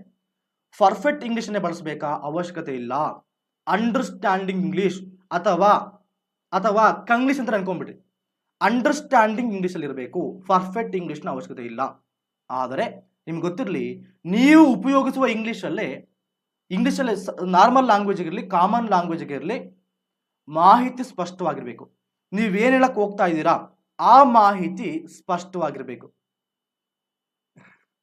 ಹೌದೌದು ಅಲ್ವಾ? ನೀವೇನು ಹೇಳಕ್ ಹೋಗ್ತಿದ್ದೀರಾ ಅಲ್ಲಿ ಮಾಹಿತಿ ಸ್ಪಷ್ಟವಾಗಿರಬೇಕು. ಸ್ವಲ್ಪ ಈಸ್ ಮಿಸ್ ಆದ್ರೂ ಪರವಾಗಿಲ್ಲ, ವಾಸ್ ಮಿಸ್ ಆದ್ರೂ ಪರವಾಗಿಲ್ಲ. ಸರ್ ನಾನು ಇಂಗ್ಲೀಷು ಫುಲ್ ಪರ್ಫೆಕ್ಟ್ ಇದ್ದೀನಿ, ನೀವು ಯೂಸ್ ಮಾಡ್ಕೊಳ್ಳಿ, ತೊಂದರೆ ಇಲ್ಲ. ನಾನು ಹೇಳ್ತಿರೋದು ಕಾಮನ್ ವಿದ್ಯಾರ್ಥಿಗಳಿಗೆ ಹೇಳ್ತಾ ಇದ್ದೀನಿ. ಕಾಮನ್ ಪ್ರಾಬ್ಲಮ್ಗಳು ಅಲ್ವಾ. ಮಾಹಿತಿ ಸ್ಪಷ್ಟವಾಗಿರಲಿ, ಸ್ವಲ್ಪ ಈಸ್ ಮಿಸ್ ಆದ್ರೂ ಪರವಾಗಿಲ್ಲ, ವಾಸ್ ಮಿಸ್ ಆದ್ರೂ ಪರವಾಗಿಲ್ಲ, ಮಾಹಿತಿ ಏನ್ ಹೇಳಕ್ ಹೋಗಿದ್ದೀರಾ, ಕಂಗ್ಲೀಷ್ ಹೇಳಕ್ ಹೋಗ್ತಿದ್ದೀರಾ, ಕಂಗ್ಲೀಷಲ್ಲಿ ಸ್ಪಷ್ಟವಾಗಿರಲಿ ಮಾಹಿತಿಯಲ್ಲಿ ಯಾವುದೇ ಗೊಂದಲ ಇರಬಾರದು. ನೀವು ಏನೆಲ್ಲ ಕೊಟ್ಟಿದ್ದೀರಾ, ರಿಪೋರ್ಟ್ ಏನು ಕೂಡ ಹೋಗ್ತಿದ್ದೀರಾ, ಪರ್ಫೆಕ್ಟ್ ಆಗಿ ಕಾಮನ್ ಲ್ಯಾಂಗ್ವೇಜ್ ಅಲ್ಲಿ ಇರಲಿ. ನೀವು ನಾರ್ಮಲ್ ಆಗಿ ನೋಡಿದ್ದೀರಾ, ಇವನ್ ನರೇಂದ್ರ ಮೋದಿ ಕೂಡ ಪರ್ಫೆಕ್ಟ್ ಇಂಗ್ಲಿಷ್ ಬರೋದಿಲ್ಲ, ಆದರೂ ಕೂಡ ಇಂಟರ್ನ್ಯಾಷನಲ್ ಲೆವೆಲಲ್ಲಿ ಇಂಗ್ಲೀಷನ್ನು ಮಾತಾಡ್ತಾರೆ. ಜಸ್ಟ್ ಅರ್ಥ ಮಾಡ್ಕೊಳ್ಳಿ, ಕಾಮನ್ ಭಾಷೆ ಅಷ್ಟೇ, ಅರ್ಥ ಮಾಡ್ಕೊಳಕ್ ಬಂದ್ರೆ ಸಾಕು. ಪರ್ಫೆಕ್ಟ್ ಸರ್ ಇಂಗ್ಲೀಷ್ ಬರಲ್ಲ ಅಂತೇಳಿ ನಾನು ಯಾಕೆ ಮಾತಾಡಲಿ, ತಲೆ ಕೆಡ್ಸ್ಕೊಂಡ್ ಹೋಗ್ಬಿಡ್ರಿ, ಯಾರ ಬಗ್ಗೆ ಯೋಚನೆ ಮಾಡಕ್ ಹೋಗ್ಬಿಡ್ರಿ. ನಿಮ್ಗೆ ಎಷ್ಟು ಇಂಗ್ಲೀಷ್ ಗೊತ್ತಿದೆ, ನನಗೆ ಗೊತ್ತಿರೋದು ಎಷ್ಟು ಅಷ್ಟೇ ಮಾತಾಡ್ರಿ. ಇವು ತುಂಬಾ ಜನ ನಿಮ್ಮ ಇಂಗ್ಲೀಷ್ ಬಗ್ಗೆ ನಿಮಗೆ ಅನುಮಾನ ಇರುತ್ತೆ. ತಪ್ಪಿದೆಯಾ? ತಪ್ಪು ಸಹಜ, ಮಾನವ ಮಾಡೋದು ತಪ್ಪು ಸಹಜ. ತಲೆ ಕೆಡ್ಸ್ಕೊಂಡ್ ಹೋಗ್ಬಿಡ್ರಿ ಬೇರೆಯವರಿಗೂ. ನಿಮಗೆ ಏನ್ ಬರ್ತದೆ ಅದನ್ನೇ ಮಾತಾಡಿ. ನಿಮ್ಮ ಫ್ರೆಂಡ್ ಜೊತೆಗೆ ನಿಮಗೆ ಏನ್ ಗೊತ್ತಿರುತ್ತೆ ಇಂಗ್ಲೀಷ್ ಅದರಲ್ಲೇ ಮಾತಾಡಿ. ಓ ನನಗೆ ಇಂಗ್ಲೀಷ್ ಗೊತ್ತಿಲ್ಲ ಮತ್ತೆ ಏನು ಅನ್ಕೊಂಡ್ಬಿಡ್ತಾರೋ, ಅಲ್ಲೇ ನೀವು ಹಾಳಾಗೋದು, ಅಲ್ಲೇ ನಿಮಗೆ ಪ್ರಾಬ್ಲಮ್ ಆಗೋದು. ದಯವಿಟ್ಟು ಬೇರೆಯವ್ರ ಬಗ್ಗೆ ಯೋಚನೆ ಮಾಡಕ್ ಹೋಗ್ಬೇಡ್ರಿ. ಬೇರೆಯವರಿಗೆ ಅವ್ರದೇ ಸಾವಿರಾರು ಪ್ರಾಬ್ಲಮ್ಗಳು ಇರ್ತಾವೆ, ಅವೆಲ್ಲ ನೀವು ಯೋಚನೆ ಮಾಡಕ್ ಹೋದ್ರೆ ನೀವು ಯಾವಾಗ ಎದುರು ಬೆಳೆಯೋದು ಯಾವಾಗ, ನೀವು ಸ್ವಲ್ಪ ಇಂಗ್ಲೀಷ್ ಕಲಿಯೋದು ಯಾವಾಗ. ಅದರಿಂದ ಯಾವುದೇ ಕಾರಣಕ್ಕೂ ಯೋಚನೆ ಮಾಡಕ್ ಹೋಗ್ಬೇಡ್ರಿ. ನಿಮಗೇನು ಗೊತ್ತು, ಈಸ್ ವಾಸ್ ಎಲ್ಲ ಬಿಟ್ಟಾಕೋಗ್ಬಿಡ್ರಿ. ನಾನು ನಿಮಗೆ ಹೇಳ್ಕೊಡ್ತೀನಿ ಈಸ್ ವಾಸ್ ಎಲ್ಲ ಹೇಗೆ ಯೂಸ್ ಮಾಡಬೇಕು, ಮಿನಿಮಮ್ ಬೇಸಿಕ್ಸ್ ಹೇಳ್ಕೊಡ್ತೀನಿ. ಈಸ್ ಎಲ್ಲಿ ಯೂಸ್ ಮಾಡಬೇಕು, ಡಿ ಎಲ್ಲಿ ಯೂಸ್ ಮಾಡಬೇಕು, ING ಎಲ್ಲಿ ಯೂಸ್ ಮಾಡಬೇಕು, ಎಸ್ ಎಲ್ಲಿ ಯೂಸ್ ಮಾಡಬೇಕು, ಎಲ್ಲವನ್ನೂ ಕೂಡ ನಿಮಗೆ ಹೇಳ್ಕೊಡ್ತೀನಿ. ಡೋಂಟ್ ವರಿ, ಅಷ್ಟು ಬೇಸಿಕ್ ನಿಮಗೆ ಹೇಳ್ಕೊಡ್ತೀನಿ. ಸುಮ್ಮನೆ ಗ್ರಾಮರ್ ಅಂತ ಹೇಳಿ ಟ್ರಾನ್ಸ್ಲೇಷನ್ ಅಂತ ಹೇಳ್ಬಿಟ್ಟು ಕೂತ್ಕೊಂಡು ಗ್ರಾಮರ್ನ ಹೇಳ್ತಾರೆ 10-15 ಗಂಟೆ ಬರೀ ಗ್ರಾಮರ್ನ ಹೇಳ್ತಾರೆ. ಅಲ್ಲರಿ, ಗ್ರಾಮರ್ ಹೇಳ್ಕೊಟ್ರೆ ಓಕೆ, ಅದನ್ನ ಹೆಂಗ್ ಯೂಸ್ ಮಾಡಬೇಕು ಅಂತಾನೆ ಗೊತ್ತಿಲ್ಲ. ಗ್ರಾಮರ್ ಸುಮ್ಮನೆ ಹೇಳ್ಕೊಟ್ಟು, ಈಗ ನಿಮ್ಗೆಲ್ಲರಿಗೂ ಕೂಡ ನಾರ್ಮಲ್ ಆಗಿ ಗೊತ್ತೇ ಇದೆ ಗ್ರಾಮರ್ ಅಲ್ವಾ, ಎಲ್ಲರಿಗೂ ಕೂಡ ಗ್ರಾಮರ್ ಗೊತ್ತೇ ಇರುತ್ತೆ, ಮಿನಿಮಮ್ ಟೆನ್ಸಸ್ಗಳು ಗೊತ್ತೇ ಇರುತ್ತೆ ನಾರ್ಮಲ್ ಆಗಿ. ಸರ್ ಅದನ್ನ ಯೂಸ್ ಮಾಡ್ಕೊಳ್ಳೋದು ಹೆಂಗೆ ಅಂತ ಯಾರಿಗೂ ಗೊತ್ತಿರಂಗಿಲ್ಲ, ಅದೇ ಮೇನ್ ಪ್ರಾಬ್ಲಮ್. ಗ್ರಾಮರ್ ನಾರ್ಮಲ್ ನಿಮಗೆ ಗೊತ್ತಿರುತ್ತೆ, ಬೇಸಿಕ್ ನಾರ್ಮಲ್ ಗೊತ್ತಿರುತ್ತೆ ಅಲ್ವಾ. ವೊಕ್ಯಾಬುಲರಿ ತುಂಬಾನೇ ಇಂಪಾರ್ಟೆಂಟು. ಗ್ರಾಮರ್ ತುಂಬಾ ಚೆನ್ನಾಗಿ ಗೊತ್ತಿರುತ್ತೆ, ಎಲ್ಲಿ ಯೂಸ್ ಮಾಡಬೇಕು ಅನ್ನೋದು ನಿಮಗೆ ತುಂಬಾನೇ ಪ್ರಾಬ್ಲಮ್ ಆಗಿರುತ್ತೆ. ಗೊತ್ತೇ ಇರೋಂಗಿಲ್ಲ ಅಂದ್ರೆ ಅದನ್ನು ಎಲ್ಲಿ ಯೂಸ್ ಮಾಡ್ಕೋಬೇಕು, ಇಂಪ್ಲಿಮೆಂಟ್ ಎಲ್ಲಿ ಮಾಡಬೇಕು, ವಾಸ್ನ ಎಲ್ಲಿ ಬಳಸಬೇಕು, ಈಸನ್ ಯಾವಾಗ ಬಳಸಬೇಕು, ನಾವು ಮಾತನಾಡುವ ಯಾವಾಗ ಏನು ಅದನ್ನು ಬೆಳೆಸಬೇಕು ಅಂತ ನಿಮಗೆ ಗೊತ್ತಿರೋಂಗಿಲ್ಲ. ಅದನ್ನ ಬಿಟ್ಟು ಗ್ರಾಮರ್ನ ಓದಿರ್ತೀರ, ಟೆನ್ಸಸ್ಗಳನ್ನ 12 ಟೆನ್ಸ್ಗಳನ್ನ ಓದಿ ನಾನು ಯಾವುದನ್ನ ಈಗ ಮಾತಾಡಬೇಕು ಅಂತ ಹೋಗ್ಬಿಟ್ಟು ನೀವು ಹೋಗ್ಬಿಟ್ಟು ಓಕೆ ಇದು ಪ್ರೆಸೆಂಟ್ ಟೆನ್ಸಾ, ಪಾಸ್ಟ್ ಟೆನ್ಸಾ, ಫ್ಯೂಚರ್ ಟೆನ್ಸ್ ಅಲ್ಲಿ ಮಾತಾಡ್ತಿದ್ದೀನ ಅಂತ ಆ ರೀತಿ ಇಲ್ಲ. ಸಿಂಪಲ್ ಆಗಿ ಅರ್ಥ ಮಾಡ್ಕೋಬೇಕು, ಅದನ್ನ ಇಂಪ್ಲಿಮೆಂಟ್ ಮಾಡ್ಬೇಕಷ್ಟೇ. ಹೌದು, ಸಿಂಪಲ್ ಅಷ್ಟೇ ಸಾಕು. ಶ್ರೀಧರ್ ಅವರೇ, ಸೆಂಟೆನ್ಸ್ ಕನ್ಸ್ಟ್ರಕ್ಷನ್ ಮಾಡ್ಬೇಕಷ್ಟೇ ಬೇಸಿಕ್ ಆಗಿ. ಇದೇನು ಪರ್ಫೆಕ್ಟ್ ಇಂಗ್ಲೀಷ್ನ ಬಳಸಿ ಮತ್ತೆ ಟ್ರಾನ್ಸ್ಲೇಟರ್ ಅಲ್ಲಿ ವ್ಯಾಲ್ಯೂಷನ್ ಮಾಡ್ತಾರಲ್ಲ, ಇವ್ಯಾಲ್ಯೂಷನ್ ಮಾಡೋರಿಗೆ ಮತ್ತೆ ಅವ್ರಿಗೆ ಡಿಕ್ಷನರಿ ತೆಗೆದುಕೊಂಡಂಗೆ ಮಾಡ್ಬಿಟ್ರೆ ಮತ್ತೆ ಇದೇನಪ್ಪ ನೋಡೋಣ ಏನು ಟ್ರಾನ್ಸ್ಲೇಷನ್ ಮಾಡಿದ್ದಾನೆ ಅಂತೇಳಿ ಮತ್ತೆ ಅವ್ರಿಗೆ ಡಿಕ್ಷನರಿ ತೋರ್ಸಕ್ಕೆ ಹೋಗ್ಬಿಡ್ರಿ. ಸಿಂಪಲ್ ಆಗಿರಲಿ ಮಾಹಿತಿ, ನಮಗೆ ತುಂಬ ನಡೆದಂತೆ ಗೊತ್ತಾಗಲಿ ಅಂತ ಹೇಳ್ಬಿಟ್ಟು ಕಷ್ಟಕರವಾದ ವರ್ಡ್ಗಳನ್ನು ಹಾಕ್ಬಿಟ್ಟು ಬಂದರೆ ಏನು ಉಪಯೋಗ ಇಲ್ಲ. ಫೈನಲಾಗಿ ಅವರು ಎಷ್ಟು ಒಂದು ಪೇಪರ 2 ಪೇಪರ ಯಾವ ವ್ಯಾಲ್ಯೂಷನ್ ಬೇಡ ಅಂತ ಹೇಳ್ಬಿಟ್ಟು ಕಡಿಮೆ ಮಾರ್ಕ್ಸ್ ಹಾಕಿ ರಾಂಗ್ ಅಂತೇಳಿ ಮುಂದ್ಕೋಗ್ಬಿಡ್ತಾರೆ. ಆ ರೀತಿ ಮಾಡ್ಕೋಬೇಡಿ. ಸಿಂಪಲ್ ಇಂಗ್ಲೀಷಲ್ಲಿ don't try to follow exact grammar. ನೆನ್ಪಿಟ್ಕೊಳ್ರಿ, don't try to follow exact grammar. Exact grammar ಅನ್ನ ಫಾಲೋ ಮಾಡಕ್ ಟ್ರೈ ಮಾಡಬೇಡಿ. ಆ ರೀತಿ ಏನಾದರೂ ನೀವು ಕನ್ನಡದಲ್ಲೂ ಟ್ರೈ ಮಾಡಕ್ ಹೋಗಿ, ಕನ್ನಡದಲ್ಲೂ ಎಕ್ಸಾಕ್ಟ್ ಗ್ರಾಮರ್ ಅನ್ನು ಟ್ರೈ ಮಾಡಕ್ ಹೋದ್ರೆ ಅದು ಬೇರೆ ರೀತಿ ಆಗ್ಬಿಡುತ್ತೆ. ಎಕ್ಸಾಕ್ಟ್ ಮಾಡಕ್ ಹೋಗ್ಬೇಡ್ರಿ, ಮಿನಿಮಮ್ ಇರಲಿ. ಫಾಲೋ ಮಿನಿಮಮ್ ಗ್ರಾಮರ್ ಅಷ್ಟೇ. Follow minimum grammar, exact grammar ಅವಶ್ಯಕತೆ ಇಲ್ಲ, ಮಿನಿಮಮ್ ಗ್ರಾಮರ್ ಅವಶ್ಯಕತೆ ಇರಲಿ. ನಿಮಗೆ ಏನು ಬೇಕಾಗಿರಲಿ, ಮಾಹಿತಿ ಸ್ಪಷ್ಟ, ನೀವೇನು ಹೇಳಕ್ ಹೋಗಿದ್ದೀರಾ ಅದು ಸ್ಪಷ್ಟವಾಗಿರ್ಬೇಕು. ಮಾಹಿತಿಯಲ್ಲಿ ಯಾವುದೇ ಗೊಂದಲ ಇರಬಾರ್ದು. ಓಕೆ, ನೀವು ಗ್ರಾಮರ್ ಬಗ್ಗೆ ಜಾಸ್ತಿ ತಲೆ ಕೆಡಿಸ್ಕೊಳ್ಳೋದಕ್ಕಿಂತ ಪದಜ್ಞಾನದ ಬಗ್ಗೆ ಜಾಸ್ತಿ ತಲೆ ಕೆಡಿಸ್ಕೊಡ್ರಿ. ಪದಜ್ಞಾನ ತುಂಬಾನೇ ಇಂಪಾರ್ಟೆಂಟ್. ನಿಮಗೆ ವೊಕ್ಯಾಬುಲರಿ ಅಂತ ಹೆಂಗೆ ಕರಿತೀವಿ, ತುಂಬಾನೇ ಇಂಪಾರ್ಟೆಂಟು. ಸುಮ್ಮನೆ ಗ್ರಾಮರ್ ಬಗ್ಗೆ ಸುಮ್ಮನೆ ಗ್ರಾಮರ್ ಓದಿ ಕೊನೆ ಏನೂ ಇಲ್ಲ ಅಂತ ಹೇಳ್ಬಿಟ್ಟು ನೀವು ಮತ್ತೆ 2 ದಿನ ಅದ್ರ ಬಗ್ಗೆ ಮುಟ್ಟಕ್ಕೆ ಹೋಗಲ್ಲ. ಆ ರೀತಿ ಎಲ್ಲ ಮಾಡಕ್ಕೆ ಹೋಗ್ಬಿಡ್ರಿ. Follow minimum grammar. ನಮಗೆ ಸಿಂಪಲ್ ಆಗಿ ಗ್ರಾಮರ್ ಹೇಳ್ಕೊಡ್ತೀನಿ, ಯಾವುದನ್ನು ಫಾಲೋ ಮಾಡಬೇಕು, ಅದನ್ನು ಹೆಂಗೆ ಇಂಪ್ಲಿಮೆಂಟ್ ಮಾಡ್ಕೋಬೇಕು, ಎಲ್ಲಿ ಯಾವ ಗ್ರಾಮರ್ ಇಂಪ್ಲಿಮೆಂಟ್ ಮಾಡಬೇಕು, ಈಸನ್ ಎಲ್ಲಿ ಬಳಸಬೇಕು, ವಾಸನ್ ಎಲ್ಲಿ ಬಳಸಬೇಕು, ING ಎಲ್ಲಿ ಬಳಸಬೇಕು, ED ಎಲ್ಲಿ ಬಳಸಬೇಕು, ಇವು ನಾನು ನಿಮ್ಗೆ ಸಿಂಪಲ್ ಗ್ರಾಮರ್ ಹೇಳ್ಕೊಡ್ತೀನಿ. ಆದರೆ ನಿಮಗೆ ಗೊತ್ತಿರಬೇಕು, ಮಿನಿಮಮ್ ಗ್ರಾಮರನ್ನು ಫಾಲೋ ಮಾಡಿ, ಆದರೆ ಪದಜ್ಞಾನ ಜಾಸ್ತಿ ಇರಲಿ. ವೊಕ್ಯಾಬುಲರಿ ನಿಮಗೆ ಜಾಸ್ತಿ ಗೊತ್ತಿರಬೇಕು. ನಿಮಗೆ ಎಷ್ಟು ವೊಕ್ಯಾಬುಲರಿ ಗೊತ್ತಿರುತ್ತೋ ಅಷ್ಟು ನೀವು ಟ್ರಾನ್ಸ್ಲೇಷನ್ಗೆ ಹತ್ರ ಇದ್ದೀರಾ ಅಂತ ಅರ್ಥ. ಅದನ್ನು ಬಿಟ್ಟು ಕಂಪ್ಲೀಟ್ ಗ್ರಾಮರ್ನ ಓದಿ ಒಂದು 50 ಗಂಟೆ ಬರೀ ಗ್ರಾಮರ್ನೇ ಓದಿ ಅದನ್ನು ಹೆಂಗೆ ಇಂಪ್ಲಿಮೆಂಟ್ ಮಾಡಬೇಕು, ಹೆಂಗೆ ಅದನ್ನು ನೀವು ಭಾಷಾಂತರದಲ್ಲಿ ಬಳಸ್ಕೊಳ್ಬೇಕು ಅಂತ ಗೊತ್ತಿಲ್ಲ ಅಂದರೆ ಓದಿದ್ದು ವೇಸ್ಟು ಅಲ್ವಾ. ಹಂಗೆ ಮಾಡಕ್ಕೆ ಹೋಗ್ಬೇಡಿ. ಪದಜ್ಞಾನ ಜಾಸ್ತಿ ಇರಲಿ. ಈ ವೊಕ್ಯಾಬುಲರಿ ಹಿಡ್ಕೊಂಡ್ರೆ ಅದನ್ನು ನೀವು ಯಾವ ರೀತಿಯಾಗಿ ಆ ವೊಕ್ಯಾಬುಲರಿಯನ್ನು ಮಾರ್ಕ್ಸ್ನಾಗಿ ತಿರುಗಿಸ್ಕೋಬಹುದು ಅಂತೇಳಿ ನಾನು ನಿಮಗೆ ಹೇಳ್ಕೊಡ್ತೀನಿ. ನಿಮಗೆ ಇರೋ ನಾಲೆಡ್ಜನ್ನೇ ಯಾವ ರೀತಿ ನೀವು ಮಾರ್ಕ್ಸ್ ಆಗಿ ಕನ್ವರ್ಟ್ ಮಾಡ್ಕೋಬೇಕು ಅನ್ನೋದನ್ನ ನಾನು ನಿಮಗೆ ಸಿಂಪಲ್ ಆಗಿ ಹೇಳ್ಕೊಡ್ತೀನಿ. ಮತ್ತೆ ಇದು ನಾನು ನಿಮಗೆ ಈ ಒಂದು ವರ್ಡನ್ನು ಹೇಳಿದ್ರೆ ಸ್ವಲ್ಪ ನಿಮಗೆ ಕಾರ ಅನ್ನಿಸ್ಬೋದು, ಸರ್ ಏನ್ ಸರ್ ಹಿಂಗೆ ಹೇಳ್ತಿದ್ದೀರಾ ಅಂತೇಳಿ. ಹೌದು, ಕೋಚಿಂಗ್ ನಲ್ಲೇ ಜೀವನ ಕಳಿಬೇಡಿ. ತುಂಬಾ ಜನಕ್ಕೆ ಕೋಪ ಬಂದ್ಬಿಡುತ್ತೆ, ಸರ್ ಏನ್ ಸರ್ ಹಿಂಗೆ ಹೇಳ್ತಿದ್ದೀರಾ ನೀವು. ಹೌದು, ಇಟ್ ಇಸ್ ರಿಯಾಲಿಟಿ. ನಿಮಗೆ ಬೇಜಾರು ಅನ್ನಿಸ್ಬೋದು, ಸರ್ ಏನ್ ಹಿಂಗೆ ಹೇಳ್ತೀರಾ ಅಂತೇಳಿ, but this is reality. Coaching ನಲ್ಲೇ ಜೀವನ ಕಳೆಯಕ್ಕೆ ಹೋಗ್ಬೇಡಿ ದಯವಿಟ್ಟು. This is my request. ನಿಮಗೆ ಇಂಗ್ಲಿಷ್ ಎಲ್ಲರಿಗೂ ಗೊತ್ತಿರುತ್ತೆ, ನೀವು ಡಿಗ್ರಿ ಕಂಪ್ಲೀಟ್ ಮಾಡ್ಕೊಂಡಿದ್ರೆ ಇಂಗ್ಲಿಷ್ ನಿಮಗೆ ಗೊತ್ತಿರುತ್ತೆ. ಪ್ರಾಕ್ಟೀಸ್ ಮಾಡ್ಬೇಕ್ರಿ ಹೆಚ್ಚು. ಸಿಂಪಲ್ ಗ್ರಾಮರ್ ನಿಮಗೆ ಗೊತ್ತಿರಲಿ. ಎಕ್ಸಾಕ್ಟ್ ಗ್ರಾಮರು ಏನೇನೋ ತಿಳ್ಕೊಳಕ್ ಹೋಗ್ಬಿಟ್ಟು ವಿಲ್ಲು ಶೆಲ್ಲು ಏನೇನೋ ಬಯಾಟ್ ಮಾಡಿದ್ದಾರೆ, ಇಂಪ್ಲಿಮೆಂಟ್ ಮಾಡೋದು ಇಲ್ಲ. ಇಂಪ್ಲಿಮೆಂಟ್ ಮಾಡೋದಕ್ಕೆ ನಿಮಗೆ ಅಷ್ಟೊಂದು ಸಮಯ ಕೂಡ ಸಿಗೋಂಗಿಲ್ಲ ನಿಮಗಲ್ಲಿ. ಎಕ್ಸಾಮ್ಸ್ ಅಲ್ಲಿ 90 ನಿಮಿಷದಲ್ಲಿ ಟ್ರಾನ್ಸ್ಲೇಷನ್ ಮಾಡ್ಕೋಬೇಕು. ರಿಯಾಲಿಟಿ ಥಿಂಕ್ ಮಾಡ್ರಿ, ಪ್ರಾಕ್ಟಿಕಲ್ ಥಿಂಕ್ ಮಾಡ್ರಿ. ಟ್ರಾನ್ಸ್ಲೇಷನ್ ಮಾಡ್ಕೋಬೇಕು, ಪ್ರೆಸಿ ರೈಟಿಂಗ್ ಮಾಡ್ಕೋಬೇಕು ಅಲ್ವಾ, ಮತ್ತೆ ಪ್ರಬಂಧ ಬರೀಬೇಕು. ನೀವು ಗ್ರಾಮರ್ನೆಲ್ಲ ಬರ್ಕೊಂಡು ನೀವೆಷ್ಟು ದಿನ ಬರ್ಕೊಂಡು ನೀವು ಮಾಡಕ್ ಹೋದ್ರೆ ದಯವಿಟ್ಟು ಬರೋಲ್ಲ. That is completely wrong. This is completely wrong way. ನಿಮಗೆ ಗೊತ್ತಿರುವ ಇಂಗ್ಲೀಷಲ್ಲೇ ಸ್ವಲ್ಪ ಮಿನಿಮಮ್ ಗ್ರಾಮರ್ನ ಫಾಲೋ ಮಾಡಿ, ವೊಕ್ಯಾಬುಲರಿ ಜಾಸ್ತಿ ತಿಳ್ಕೊಂಡು. ಸರ್ ವೊಕ್ಯಾಬುಲರಿ ಹೆಂಗೆ ತಿಳ್ಕೊಬೇಕು? ತುಂಬ ಜನ ನಿಮಗೆ ಟ್ರಿಕ್ಸ್ನ ಕೊಡ್ತಾರೆ. ದಿನಕ್ಕೆ 10 ಪದವನ್ನು ಓದಿ. ಯಾವ 10 ಪದ ಓದಬೇಕು? ಏನು ನಾವು ಕೊಡ್ತೀವಿ 10 ಪದ ಓದಿ ಅಂತೇಳಿ? ಯಾರು ಕೊಡ್ಬೇಕಾಗಾದ್ರೆ? ದಿನಕ್ಕೆ 10 ಪದವನ್ನು ಓದಿ ಅಂತೇಳಿ ನಿಮಗೆ ಹೇಳ್ತೀವಿ. ಪದಗಳನ್ನ ಯಾವ ಪದಗಳನ್ನ ಓದ್ಬೇಕಂತ ಗೊತ್ತಿರಲ್ಲ ನಿಮಗೆ. ಹೇಳೋದು ಇದು ಸುಲಭ. ನಾವು ಕುತ್ಕೊಂಡು ಆರಾಮಾಗಿ ಟೀಚರ್ಸ್ಗಳು ಕ್ಲಾಸಲ್ಲಿ ಕುತ್ಕೊಂಡು ನೋಡಿ, ದಿನಕ್ಕೆ 10 ಪದವನ್ನು ಓದಿ, 30 ದಿನಕ್ಕೆ ಎಷ್ಟಾಯ್ತು ನೋಡಿ, 100 ದಿನಕ್ಕೆ ಎಷ್ಟಾಯ್ತು, 300 ದಿನಕ್ಕೆ ಎಷ್ಟು, ಇಷ್ಟು ಪದ ಕಲ್ತ್ಬಿಟ್ರಿ ಅಂತೇಳಿ. ಸುಮ್ಮನೆ ಎಲ್ಲ ಪದವನ್ನು ಓದಿದ್ರೆ ಬರೋಂಗಿಲ್ಲ. ಯಾವ ಪದ ನಿಮಗೆ ಎಕ್ಸಾಮ್ಸ್ ಅಲ್ಲಿ ಬರ್ಬೋದು? ಸಮಾಜಕ್ಕೆ ಸಂಬಂಧಪಟ್ಟಂತೆ ಎಸ್ ಆ ಥರ ಯೂಸ್ ಮಾಡ್ಕೋಬೋದು. ಅಪ್ಲಿಕೇಶನ್ಗಳ ಮುಖಾಂತರವಾಗಿ ಯೂಸ್ ಮಾಡ್ಬೋದು. ಸುಮ್ಮನೆ ಕೆಲವರು ಹೌ ಅಂದ್ರೆ ಹೇಗೆ, ಎಸ್ ಇವು ಬೇಸಿಕ್ ಇಂಪಾರ್ಟೆಂಟ್ ಹೇಳ್ತಿಲ್ಲ. ಸುಮ್ಮನೆ ಯಾವ್ಯಾವ ಪದಗಳನ್ನು ಎಕ್ಸಾಮ್ಸ್ ಅಲ್ಲಿ ಬರದೇ ಇರೋ ಪದಗಳನ್ನು ಓದ್ಕೊಂಡು ನಿಮ್ಮ ಸಮಯನ ವ್ಯರ್ಥ ಮಾಡ್ಕೊಂಡು ಹೋಗ್ಬೇಡ್ರಿ. ಗೊತ್ತಿರುವಂಥದ್ದು ಎಸ್ ಗೂಗಲ್ ಟ್ರಾನ್ಸ್ಲೇಷನ್ ನಿಮಗೆ ತುಂಬ ಹೆಲ್ಪ್ ಆಗುತ್ತೆ. ಅಥವಾ ಏನು ಮಾಡ್ಬೇಕಂದ್ರೆ ನಿಮಗೆ ನೋಡ್ರಿ, ಅನ್ ಅಕಾಡೆಮಿ ಯಾವ ರೀತಿ ಯೂಸ್ ಆಗುತ್ತೆ ಅಂತೇಳಿ. ತುಂಬ ಎಜುಕೇಟರ್ಸ್ಗಳು ಏನು ಮಾಡ್ತಾರೆ ಅಂದರೆ ಇಂಗ್ಲೀಷಲ್ಲಿ ಸ್ಲೈಡ್ ಹಾಕೊಳ್ತಾರೆ. ನೀವೇನು ಮಾಡ್ತೀರಾ ನೋಡ್ರಿ, ರಿಯಾಲಿಟಿ ಹೇಳ್ತೀನಿ ನಾನು. ಫಸ್ಟ್ ಏನು ಮಾಡ್ತೀರಾ, ಸ್ಪೆಷಲ್ ಕ್ಲಾಸ್ ಆಗ್ತಾ ಇರುತ್ತೆ. ಫಸ್ಟ್ ನೋಡ್ತೀರಾ, ಸ್ಪೆಷಲ್ ಕ್ಲಾಸಿಗೆ ಬಂದು ನೋಡ್ತೀರಾ. ನೋಡಿದಾಗ ನಿಮಗೆ ಅಲ್ಲಿ ಕಾಣ್ತಾ ಇರುತ್ತೆ ಯಾವ ಎಜುಕೇಟರ್ಸ್ಗಳು ಕ್ಲಾಸ್ ತೊಗೊಂಡಿದ್ದಾರೆ, ಇವರು ಲೈವ್ ಇದ್ದಾರೆ, ನಿಮಗೆ ಗೊತ್ತಾಗುತ್ತೆ. ಕ್ಲಿಕ್ ಮಾಡಿದ ತಕ್ಷಣ ಏನಾಗುತ್ತೆ, ಸ್ಲೈಡ್ಗಳು ಇಂಗ್ಲೀಷಲ್ಲಿ ಕಂಡುಬಿಡ್ತವೆ. ಸ್ಲೈಡ್ ಇಂಗ್ಲೀಷಲ್ಲಿ ಕಾಣದೆ ತಡ ಫುಲ್ಲು ಮತ್ತೆ ಕ್ವಿಟ್ ಮಾಡಿ ಇಂಗ್ಲೀಷ್ ಸವಾಸ ಬಡಪ್ಪ ಅಂತಬಿಟ್ಟು ವಾಪಸ್ ಹೋಗ್ಬಿಡ್ತೀರಾ. ದಿಸ್ ಇಸ್ ಕಂಪ್ಲೀಟ್ಲಿ ನೀವು ಮಾಡೋ ಮೊದಲನೇ ತಪ್ಪು. ಇಂಗ್ಲೀಷ್ ಸ್ಲೈಡೇ ಕಾಣೋಂಗಿಲ್ಲ ರೀ, ಇಂಗ್ಲೀಷ್ ಸ್ಲೈಡ್ ಕಾಣ್ತಾ ಕ್ವಿಟ್, ಬೇಡವೇ ಬೇಡ, ಮುಗ್ದೋತಲ್ಲಿಗೆ. ಪಾಪ ಅವ್ರು ಕಷ್ಟಪಟ್ಟ ಎಜುಕೇಟರು ಕಂಟೆಂಟ್ ತೊಗೊಂಬಂದು ಏನೋ ಒಂದು ಕ್ಲಾಸಲ್ಲಿ ಹೇಳಬೇಕು ಅಂತ ಬಂದಿರ್ತಾರೆ. ಕ್ವಿಟ್ ಮಾಡ್ಕೊಂಡು ಮುಗಿದೋಯ್ತು. ಕೆಲವು ಎಜುಕೇಟರ್ಸ್ ಇರ್ತಾರೆ ಫುಲ್ಲು ಕನ್ನಡದಲ್ಲಿ ಹಾಕಿರ್ತಾರೆ, ಕಂಟೆಂಟೇ ಇರೋಂಗಿಲ್ಲ ಅದರಲ್ಲಿ ಏನು ಕಂಟೆಂಟ್ ಇರೋಂಗಿಲ್ಲ ಕನ್ನಡದಲ್ಲಿ. ಅದ್ರದನ್ನೇ ಸುಮ್ಮನೆ ಓದ್ಕೊಂತ ಹೇಳ್ತಿರ್ತಾರೆ. ಒಟ್ಟು Kannada contest super class super ಅಂತೀರ. ಹಂಗೆ ದಯವಿಟ್ಟು ಆಗಿ ಮಾಡಕ್ಕೆ ಹೋಗ್ಬೇಡ್ರಿ. ಲ್ಯಾಂಗ್ವೇಜ್ ಮ್ಯಾಟ್ರ್ ಅಲ್ಲ. ಇಂಗ್ಲೀಷ್ ಕನ್ನಡ ಇರುತ್ತೆ. ನನ್ನ ಕ್ಲಾಸ್ಗಳು ಹೆಂಗೆ ಮಾಡ್ತಾರೆ, ನಾರ್ಮಲ್ ಜನ ಕರೆಕ್ಟಾಗಿ ಅರ್ಥ ಮಾಡ್ಕೊಂಡ್ರೆ ಗೊತ್ತಿರುತ್ತೆ ಏನು ಕಂಟೆಂಟ್ ಹೇಳ್ತೀವಿ ಅಂತೇಳಿ. ಕೆಲವ್ರು ಹಂಗೆ ಮಾಡ್ತಾರೆ. ಇನ್ನು ಜಾಸ್ತಿ ಜಾಯಿನ್ ಆಗಿಬಿಡ್ತಾರೆ ಇಂಗ್ಲೀಷ್ ಅಂತ. ನಮಗೂ ಇಂಗ್ಲೀಷ್ಗೂ ಸಂಬಂಧ ಇಲ್ಲ, ನಾವು ಕನ್ನಡಿಗರು, ವಿಶಾಲ ಮನೋಭಾವದವರು. ವಾಪಸ್ ಕ್ವಿಟ್ ಮಾಡ್ಕೊಂಡು ಸುಮ್ಮನೆ ವೇಸ್ಟ್ ಮಾಡ್ಕೊಳ್ತೀರ. ಇನ್ಯಾರೋ ಹಾಕೊಂಡಿರ್ತಾರೆ ಪ್ಯೂರ್ ಕನ್ನಡ ಹಾಕೊಂಡಿರ್ತಾರೆ, ಕನ್ನಡದಲ್ಲಿ ಇರೋದನ್ನೇ ಓದ್ಕೊಂತ ಹೋಗ್ತಿರ್ತಾರೆ. ಕ್ವಿಜ್ ಒಂದು ಅದು ಮುಗೀತು, ಅಲ್ಲಿ ಜಾಸ್ತಿ ಅಟ್ರಾಕ್ಟ್ ಆಗ್ತೀರಾ. ಅಂದರೆ ಎಲ್ಲಿ ಕಷ್ಟಕರವಾಗಿರುತ್ತೋ ಅಲ್ಲೇ ಕಲಿಯಕ್ಕೆ ಟ್ರೈ ಮಾಡಿ, ಆಟೋಮೆಟಿಕ್ ಕಲಿತಾ ಹೋಗ್ತೀರಾ. ಎಲ್ಲಿ ಹೌದು, ನಾನು ಕೂಡ ಕನ್ನಡದ ಅಭಿಮಾನಿನೇ. ಮತ್ತೆ ನನ್ನೊಂದು ಮಿಸ್ಅಂಡರ್ಸ್ಟ್ಯಾಂಡಿಂಗ್ ಮಾಡ್ಕೋಬೇಡಿ. ನಿಮಗೆ ಹೇಳ್ತಿರೋದೇನೆ ಹೆಂಗ್ ಉಪಯೋಗ ಪಡ್ಕೊಳ್ಬೋದು. ಇಂಗ್ಲೀಷಲ್ಲಿ ಸ್ಲೈಡ್ ಇದ್ದಾಗ ಕನ್ನಡದಲ್ಲಿ ಎಕ್ಸ್ಪ್ಲೈನ್ ಮಾಡುವಾಗ ನಿಮಗೆ ಆ ಪದದ ಅರ್ಥ ಗೊತ್ತಾಗ್ತಿರುತ್ತೆ. ಸೆಕ್ಯುಲರಿಸಮ್ ಅಂತ ಇರುತ್ತೆ, ನಾವು ಹೇಳ್ತೀವಿ ಜಾತ್ಯತೀತತೆ ಅಂತೇಳಿ. ಮತ್ತೇನಕ್ಕೆ 10 ಪದವನ್ನು ಬರ್ಕೊಂಡು ದಿನ 10 ಪದ ಬಯಾಟ್ ಮಾಡು ಅವಶ್ಯಕತೆನೇ ಇಲ್ಲ. ಅವಶ್ಯಕತೆ ಇದೆಯಾ? ಒಂದು ಕ್ಲಾಸನ್ನ ಕೇಳಿಬಿಟ್ರೆ ಮಿನಿಮಮ್ ಅಂದ್ರೆ ನಿಮಗೆ 50 ಪದ ಗೊತ್ತಾಗಿರುತ್ತೆ. ಒಂದು ಕ್ಲಾಸನ್ನ ಕರೆಕ್ಟಾಗಿ ಕುತ್ಕೊಂಡು ಕೇಳಿದ್ರೆ ಇಂಗ್ಲೀಷಲ್ಲಿ ಸ್ಲೈಡ್ ಇರೋದನ್ನ ಕನ್ನಡದಲ್ಲಿ ಕೇಳಿದ್ರೆ ಮಿನಿಮಮ್ 50 ಪದ ನಿಮಗೆ ಗೊತ್ತಿಲ್ಲದೇನೆ ಬಂದ್ಬಿಡುತ್ತೆ.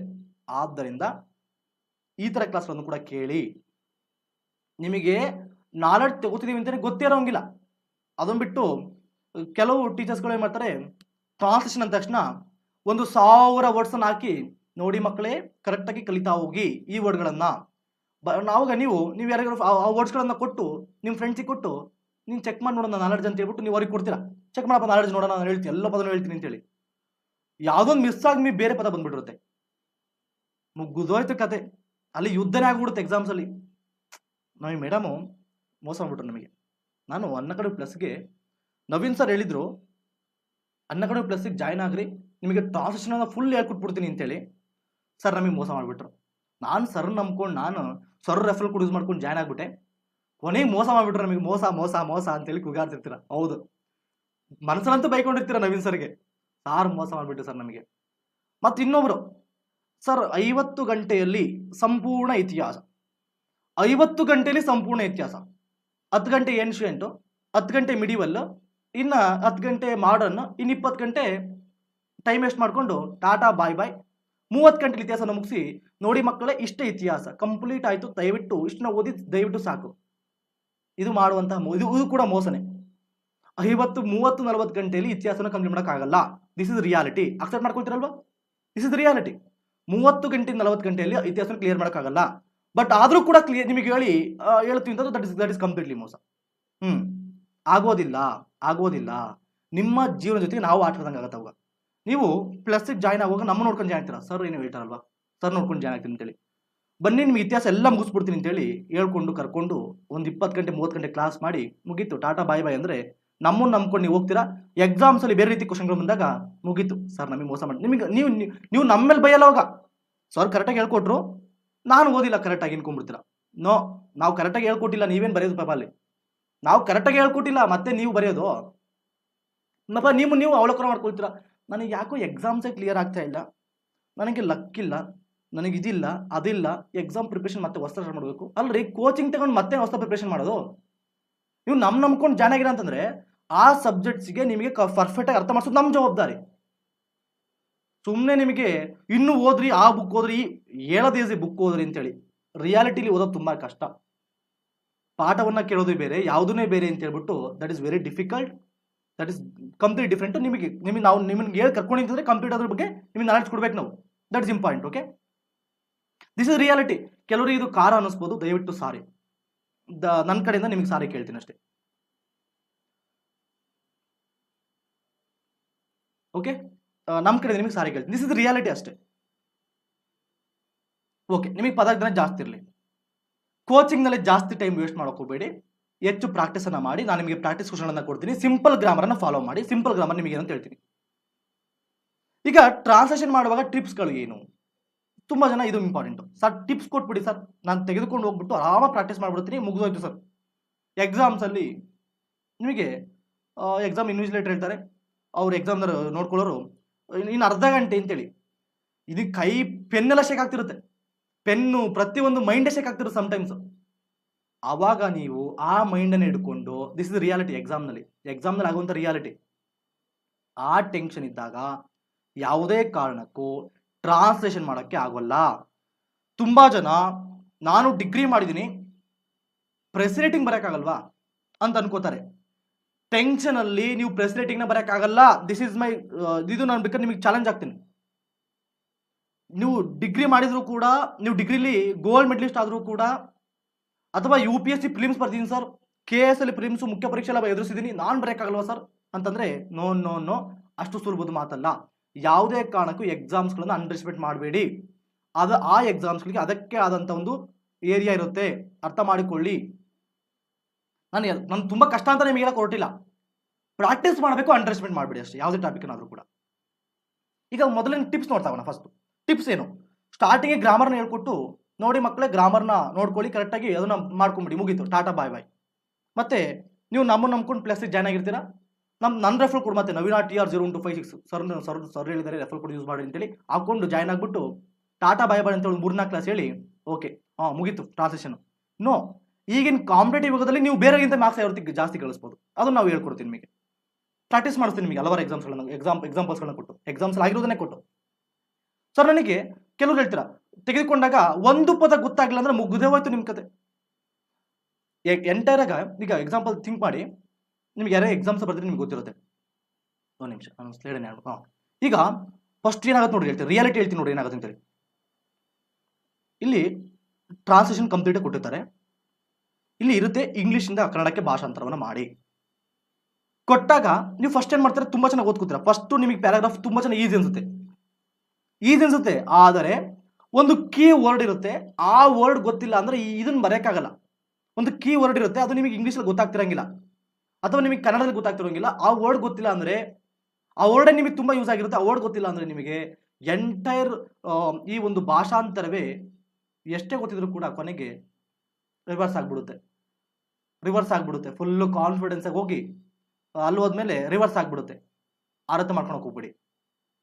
ಆ ಸಂದರ್ಭ ಬಂದ್ರೆ ನೀವು ಯೋಚನೆ ಮಾಡ್ಕೋಬೇಕು, ಸರ್ ಈ ಸಂದರ್ಭ ಬಂದ್ರೆ ಏನ್ ಮಾಡ್ಬೇಕು.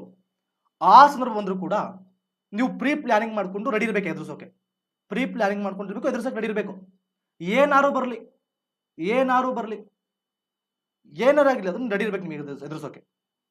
ಮತ್ತೆ ಮಿಡ್ಲಲ್ಲಿ ಸರ್ ನನಗೆ ಇದರಲ್ಲಿ 50% ಮಾತ್ರ ಗೊತ್ತಿದೆ, 50% ಏನು ನನಗೆ ಗೊತ್ತೇ ಇಲ್ಲ, ತಳ ಬುಡ ಗೊತ್ತಿಲ್ಲ, ಇಂಗ್ಲಿಷ್ ನೋಡಿದ್ರೆ ನನಗೆ ತಲೆ ಗಿರಗಿರ ಅನ್ನುತ್ತೆ ಸರ್ ನನಗೆ ಅಂತ ಹೇಳ್ತೀರ. ಅವಾಗ ಏನ್ ಮಾಡ್ಬೇಕು, ಸರ್ ನನಗೆ ಇಂಗ್ಲಿಷ್ ಅಂದ್ರೆ ಗೊತ್ತೇ ಇಲ್ಲ, ಟ್ರಾನ್ಸ್ಲೇಷನ್ ಬಿಡಬೇಕು ಅಂತ ಟ್ರೈ ಮಾಡಿದೀನಿ, ಬಿಡಕ್ ಹೋಗ್ಬೇಡಿ. ಮಿನಿಮಮ್ ಮಾರ್ಕ್ಸ್ ತೆಗೆದುಕೊಳ್ಳೋಕೆ ಟ್ರೈ ಮಾಡಬೇಕು. ಅವಾಗ ಏನ್ ಮಾಡ್ಬೇಕು, ನೀವು ನಿಮ್ಮ ವೇ ಆಫ್ ಥಿಂಕಿಂಗ್ ಅನ್ನ ನಿಮ್ಮ ಇರೋದ್ರಲ್ಲೇ ಇರೋ ನಾಲೆಡ್ಜ್ ಅಲ್ಲೇ ಯಾವ ರೀತಿಯಾಗಿ ಮಾರ್ಕ್ಸ್ ಗಳನ್ನ ಗೇನ್ ಮಾಡಬೇಕು ಅಂತ ನೋಡ್ಬೇಕು.